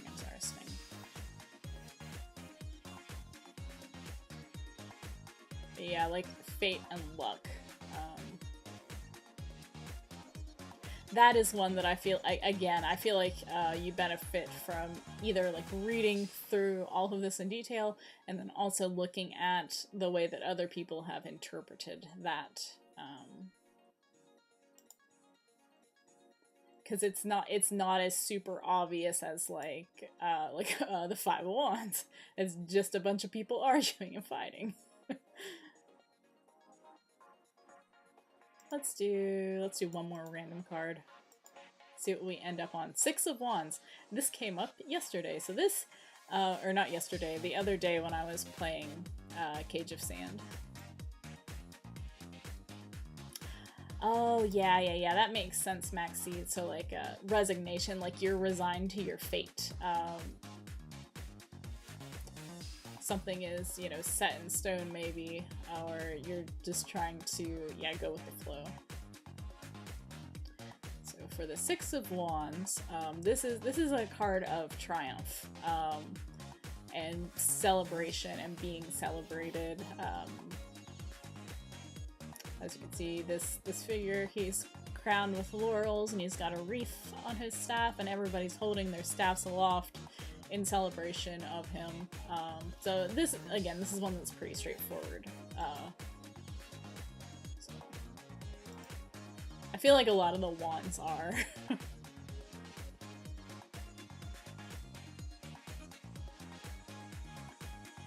This card has been so designed that it can cover several significations. On the surface, it is a victor triumphing, but it is also great news. Yeah, news. So this could be somebody bringing news. And then, such as might be carried in the state by the King's Warrior, it is expectation crowned with its own desire, the crown of hope, and so forth. This is a very looking up card. So if you're, say that you're doing a reading on, like, how things are gonna go, it's a nice card to have come up. First, apprehension, fear as a victorious enemy. Yeah, the wand can also be a club. Treachery, disloyalty. So like instead of like maybe these people are actually your friends. Maybe they are being false. Gates being open to the enemy, an indefinite delay. Or you could reverse might be lack of news. And so like wands are action too. So this is a card about moving forward, kind of, I feel like. And so if it's reversed, I would feel like setbacks, definitely. Let me see if I can find an activity that would be kind of fun to do, like, I don't know, maybe with some input or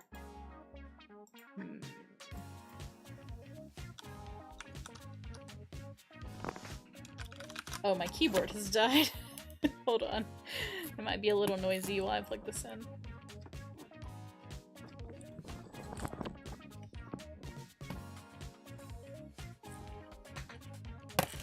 Sorry.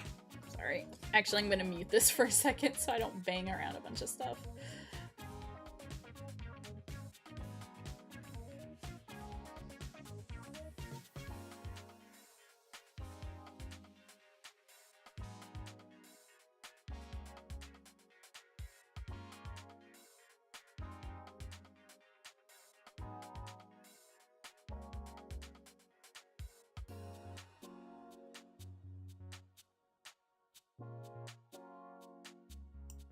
Okay, there we go. Also, I am looking for a unidirectional microphone. I'm just having trouble deciding because there's a lot of good options, but hopefully before too long, like maybe within the next week or so, I should have a microphone that doesn't pick up everything.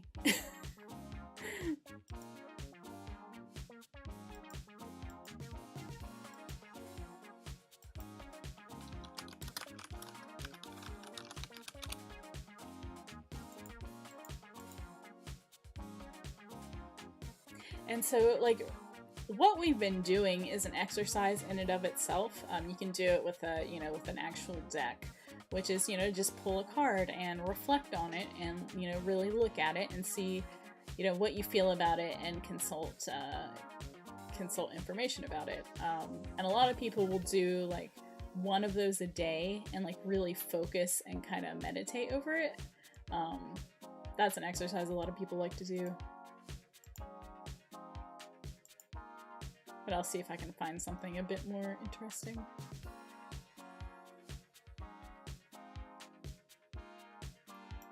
So there one good exercise, and it's kind of like the birth cards, is pulling two cards and trying to think of as many possible ways as you can to interpret them together. I think that sounds really fun. Let's do at least one of those.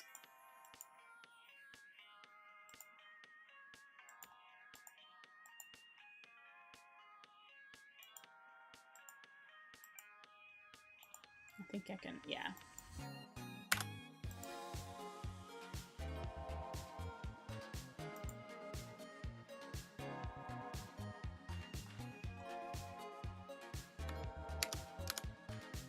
Oh, there's the Five of Cups. I can't zoom in more and still have them both being the same. So, as many ways as we can think of to interpret these together, and so we've already looked at the Five of Cups, but let's look at the Chariot for a minute. That's just where the Sphinxes are. And the Chariot is, this is one I know. Again, it's one of my birth cards. So this is a victory, like, definitely. This is like a very strong figure. In his chariot that is being drawn by two sphinxes.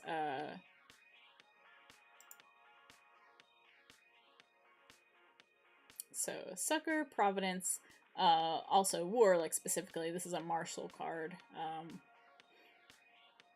Triumph, Presumption, Vengeance, and Trouble. So this could also be like a violent figure. Very overbearing. Oh yeah, that sounds really fun, Maxie. Maybe we should start doing like a daily exercise of some kind.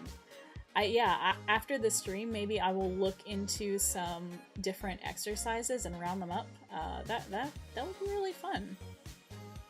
And it would be a good way to make me practice, because I don't practice enough. I should practice more. And so the reverse of this is, you know, what you would expect. It would, you know, disputes and defeat, riot. So, like, the ugly side of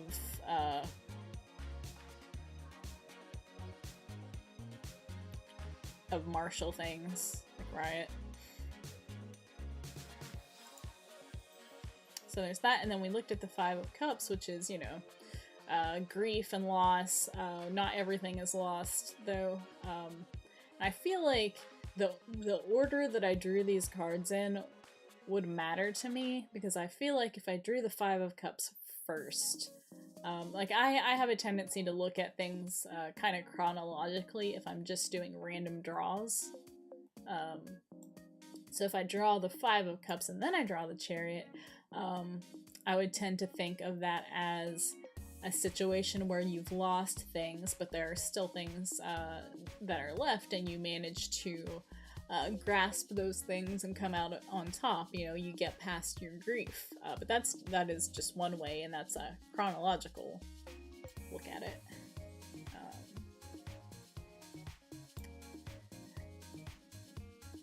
Yeah, and then reversing that, if you're looking at chronologically and the Chariot is first, maybe things seem to be going really good. You're on top. You are maybe like it could be that you are seeking vengeance or pushing for the wrong things, and you know, fighting too hard or something like that, or just that, you know, your things are going good for you, but then something happens and you lose some of that. Things take a turn for the worse.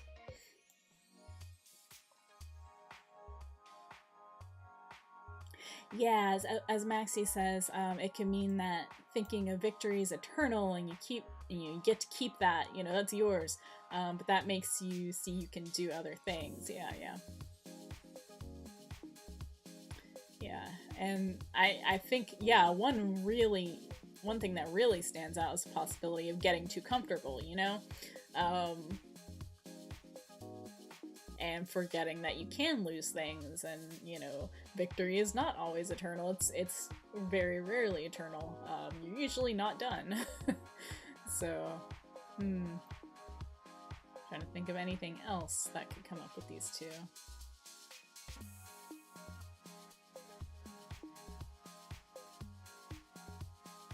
It'd be cool to have, if we're gonna do exercises like that, which I think is a really good idea. I think I'm gonna implement that, so thank you for the suggestion.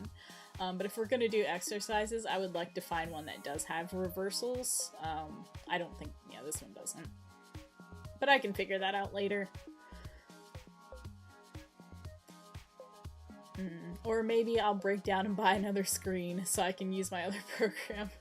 I need it for work too. Now that I'm working from home sometimes.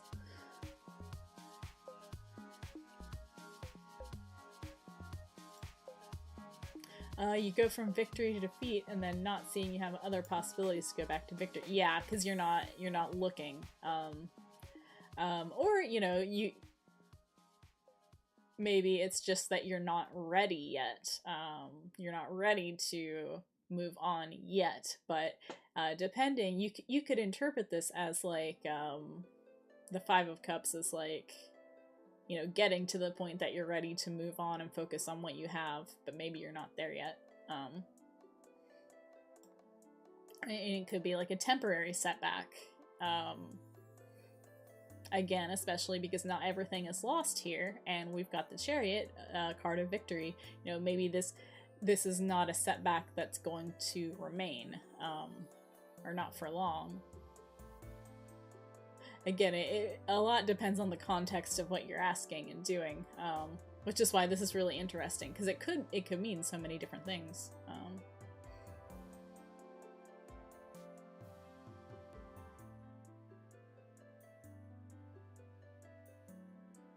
I guess as this specifies military stuff, like war, I guess if you're a general, this is maybe not what you want to see. Or maybe it is, again, depending on which order these things happen in.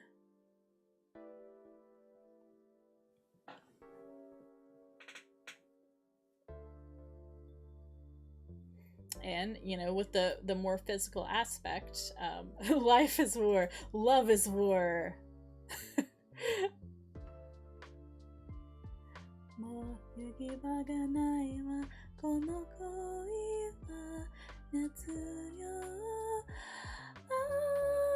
That was pretty off tune. I didn't have the starting note, but I love that song a lot. Also, maybe not the first time that I've sung live, but I'm thinking of maybe, on that note, I'm thinking of maybe doing my first karaoke stream after my cryptid form model is done, maybe. I want to really celebrate that, so I might, if I'm brave enough, I might do that then. Let's see, let me look at other things we could possibly do. I might wrap up soonish. This is the 2-hour mark, but I want to do at least a few more exercises. It's fun, especially with somebody else around.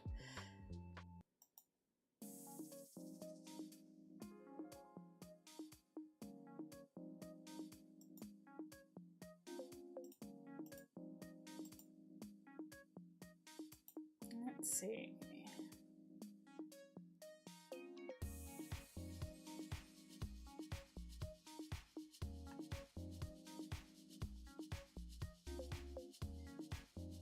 I'm not looking for ones that are like really specific spreads. Those are good to do.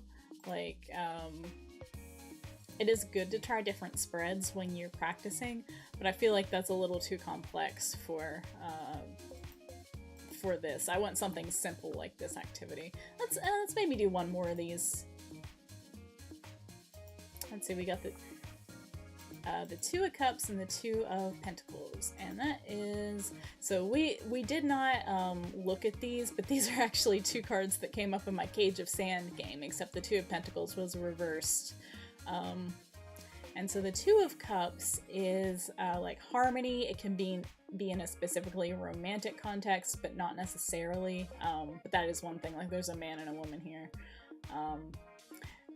And as we were joking, like, oh, when things are going, you have such a good conversation that a giant floating lion head appears and expresses its approval.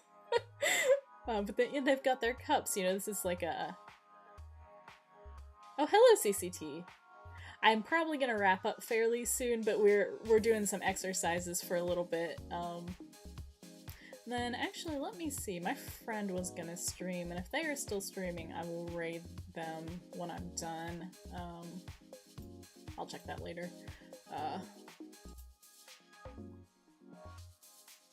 So for this exercise, oh, how are you, CCT? I'm good. Oh, Lexi, rating! Thank you, welcome! I just saw. Oh, thank you so much. I really appreciate the raid. Well, maybe I'll go a little bit longer. Yeah. I was thinking of kind of winding down, but since we got a raid here, let's have some fun. But thank you so much. I really appreciate the raid.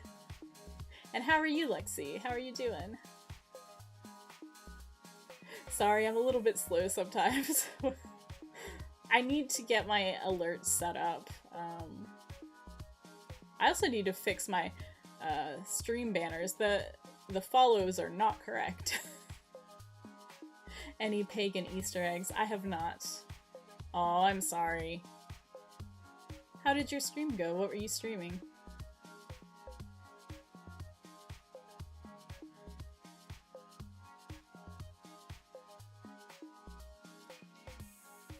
Cadbury sugar balls. I don't like Cadbury eggs. Unless you're talking about something other than eggs. Oh, oh, cool.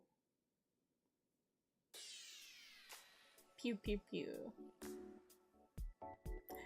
I hope you had a good stream. Really, thank you again for the raid.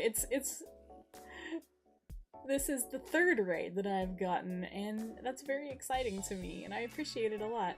Oh, thank you for following. Hi, hi, Akari. I need to make sure that I'm following you, Akari. There's a lot of people that I meant to follow, and then when I go to their Twitch page, I'm like, I was seriously not following them yet?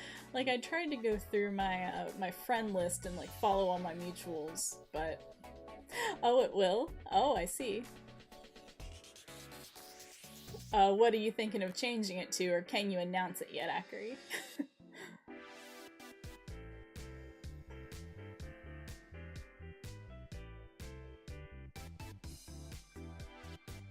But I definitely have to fix my banners so they actually update and set up my alerts. I haven't found like a sound that I want to use yet.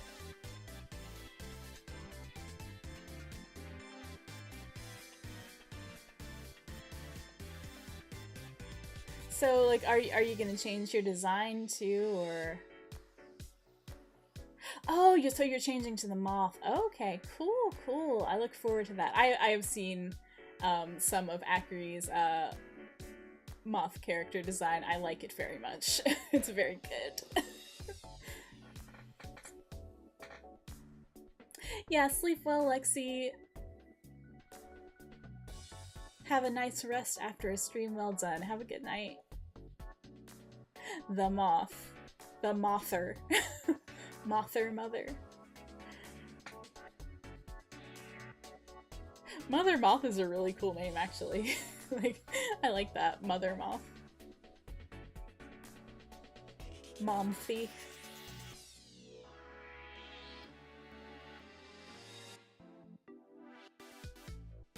I see. Yeah, it is really hard. There's so many options, like, when you approach character's design, although of course I am actually a real demon from a real dream realm, so I'm just talking theoretically, of course, but there's so many different directions you can go.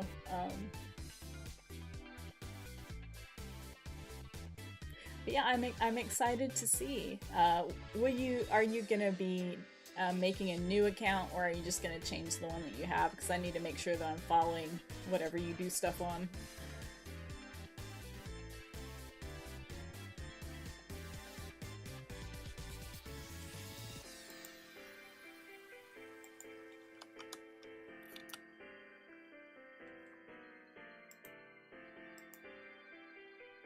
It does sound kind of like a boss name. I like that. Oh, same account. Okay, I'm pretty sure. Yeah, I should be following you. I would be confused if I wasn't. My cat has muted people before. I'm not sure if she's unfollowed anybody before.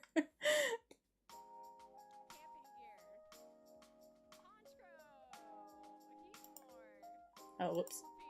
Something started playing sound. Anyway, um, yeah, I also hope that she doesn't report anyone. The person that she muted was one of like my best friends in the community. It was Nox. If you see me interacting with Nox on Twitter, she muted Nox. I was like, baby.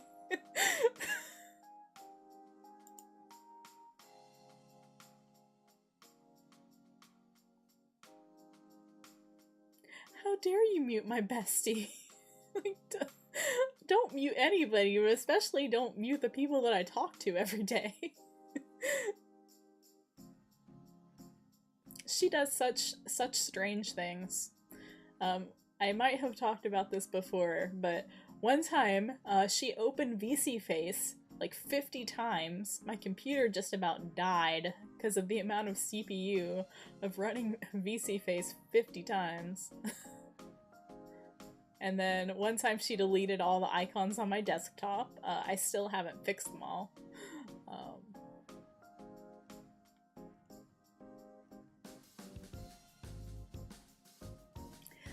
So yeah, Akari was the child character's name, and she'll be taking a vacation. That makes sense, yeah.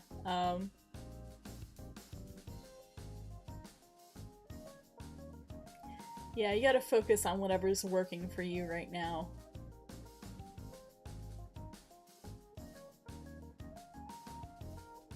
I am very excited about Mother Moth, though.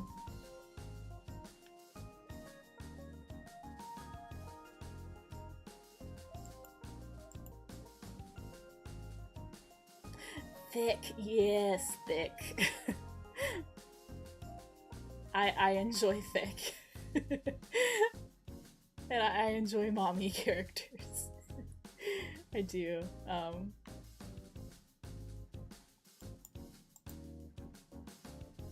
It is important.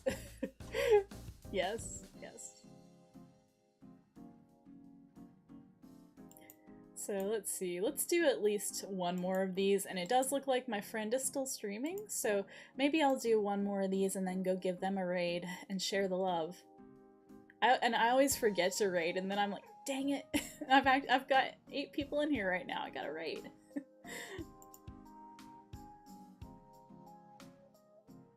I'm just gonna do a new one, because this is fun, but, like, could be more interesting. Ooh, the 8 of Swords and Temperance. So we have been going through, like, we've been, like, kind of generating random tarot cards, and then, looking at them, and, seeing the weight interpretation of them. But these have not come up yet. And oh yeah, I have been streaming on Twitch for a few months now. It was a while before I started. I'm like multi-streaming right now. So right now this is live on both YouTube and Twitch. Nobody's on the YouTube side at the moment. Sometimes I get a bunch of people on YouTube and sometimes it's like nobody.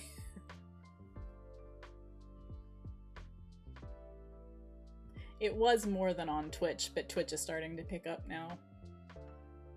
And yeah, so I have officially hit all of the affiliate requirements, but I've been slow to do it because I won't be able to multi-stream if I do, and I do want to like keep working on my YouTube platform. So I'm thinking of adding another day to my stream schedule. Yeah, YouTube is a bit slower, and so what I might do, I might start doing like a YouTube stream and a Twitch stream on my stream days, like 2 separate ones, and see how that goes. And then if I do that, I could, on the YouTube one, I could do the captions, like hard captions, and then I could go back to ultra low latency. Because the reason that I don't use ultra low latency on YouTube is that it can't have captions. Not even external ones like web captioner. You can't have any captions on ultra low latency. So for people who are hard of hearing, or, you know, if they can't have the sound on, or if they just prefer to have subtitles, it's important to me to have captions for them. So that's why I don't use the ultra low on YouTube.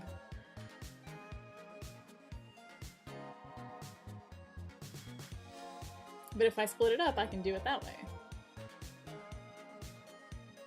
So I might experiment with that, we'll see. But I honestly, I just want emotes. So I'm definitely tempted to go affiliate. And I feel like I should probably do it now that I can, you know?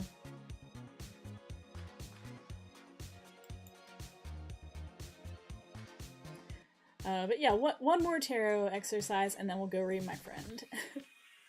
So Temperance and Eight of Swords. Can't really see them at this size, so let's... So Temperance, and Temperance is this angel here. I don't know if it's supposed to be, but the thing on their forehead looks like a doctor's reflector. But they are pouring water back and forth between two goblets, and it is water. Oh, you lost all your OBS stuff? That sucks. I had to set everything up once because something messed it up and I had to uninstall everything. That is a pain though, I'm sorry.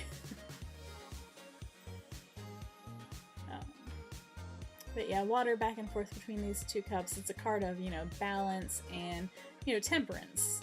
It is a virtue. More or less what it says on the tin. So economy, moderation, frugality, management, and accommodation. Reversed, things connected with churches, religion, sects, the priesthood. Sometimes even the priest who will marry the querent. Some of these are very specific. Disunion, unfortunate combinations, and competing interests. Yeah, and so, like, I definitely see Temperance as a card of balance and harmony and prudence, I guess. So I would tend to read it reversed as lack of those things, or, you know, yeah, unfortunate combinations, disunion, competing interests. A lack of balance. And the other one was the Eight of Swords. I like the Eight of Swords. I like the swords a lot.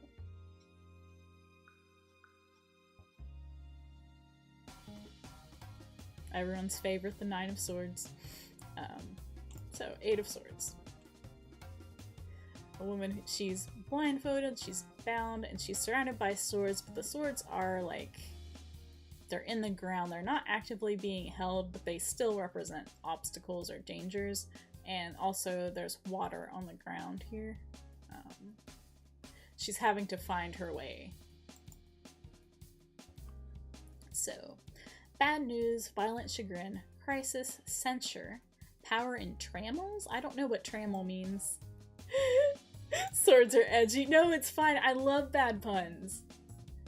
I love it even more when I make a bad pun and it angers people. So you're in good company. Edgy swords. Calumny, conflict, and sickness. So yeah, this is a card of trials and danger. I don't know what trammel means. Does anybody know what trammel means? What does that mean?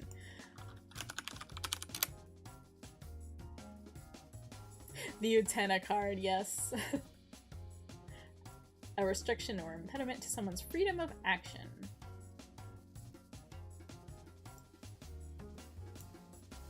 Okay, so yeah. So power in trammels, which is, it's interesting because she is bound, but her feet aren't bound, so she can still move and she's still upright. So she can move forward. It's not necessarily going to be easy, but... And so the exercise that we're doing with this is to look at these two cards and think of as many possible ways that they could be interpreted together as possible. So, like I was saying before, one way that I read cards, if I draw one after the other, is chronologically. So if I were to draw Temperance and then Eight of Swords, I would think like a good situation, a settled situation, but possibly even a stagnant situation that is, it is a bit hard, but I would say like a settled situation that suddenly becomes dangerous. Things get thrown out of whack, and you have to find your way through it. Go back to Temperance, because I feel like some of the symbolism of Temperance, at least according to Weight, is a bit like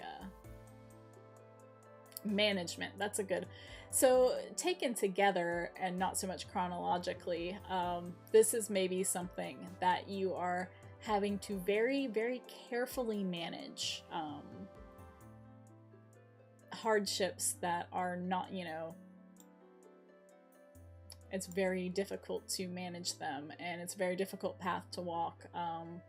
So you have to be as balanced as possible, as much as you can.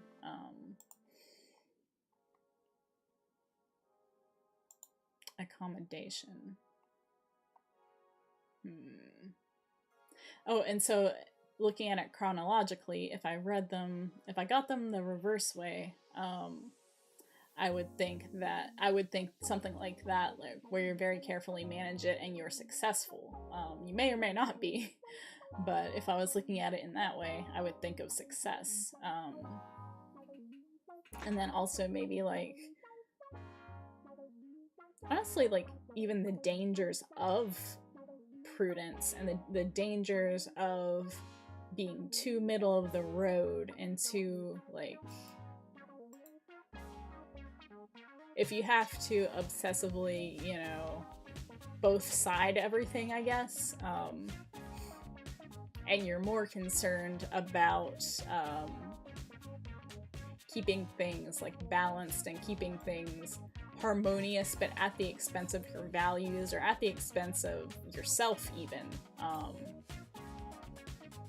That's one thing I could see with these two. Because temperance isn't always a good thing. Prudence isn't always a good thing. You can be overly cautious. You can be overly stick in the mud. Oh yeah, to lose power of action because of excess. Yeah, that's really good. This is fun to do with other people, I think. Yeah, you're being so cautious that you can't move. You can't move forward that easily. You're struggling to go anywhere. You've bound your own hands, basically. Yeah, that's really good. I like that.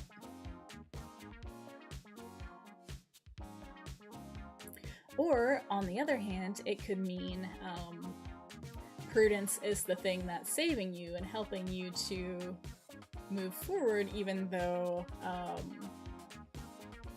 there's a lot of things going against you, and even though you don't have that many options, that managing them very carefully and, you know, really thinking about what you're doing before you do it is the thing that leads you out.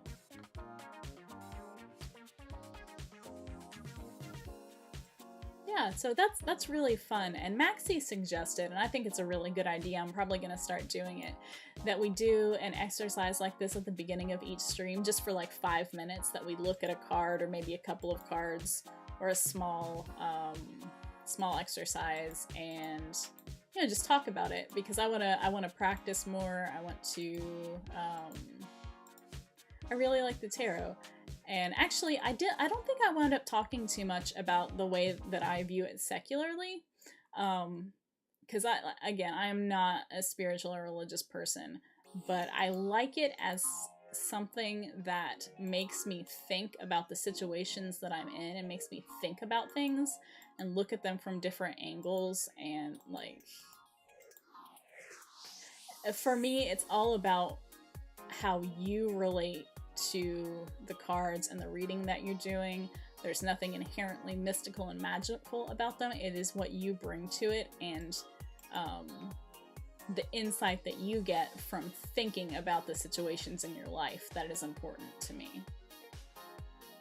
So yeah, that's fun, and I would like to do it more. I've had a really good time.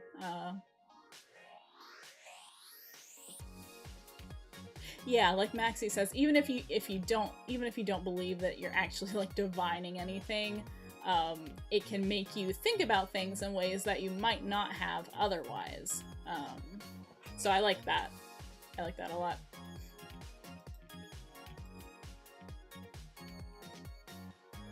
So yeah, I think we should do that from now on. We should do a little exercise at the beginning of each stream. That'll be really fun. And also make me practice, make me learn, make me study. But thank you all for this stream. I had a really good time doing this. Hopefully next time I can figure out something a little more sophisticated than just like opening a random tarot card site. But it worked. We got it done. Thank you all for coming, and I hope you have a wonderful night and sweet dreams. And now we are gonna raid Archie. You may have seen Archie around because we collab a lot. They're doing the Danganronpa with me every week, and they haven't streamed in a while. So hopefully they're still streaming.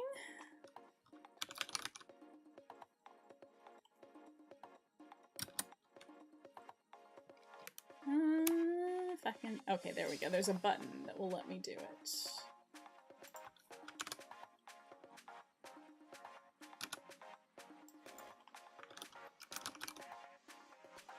Oh yay, they are still alive, so let's do it. We're gonna raid now. Yeah, let's go.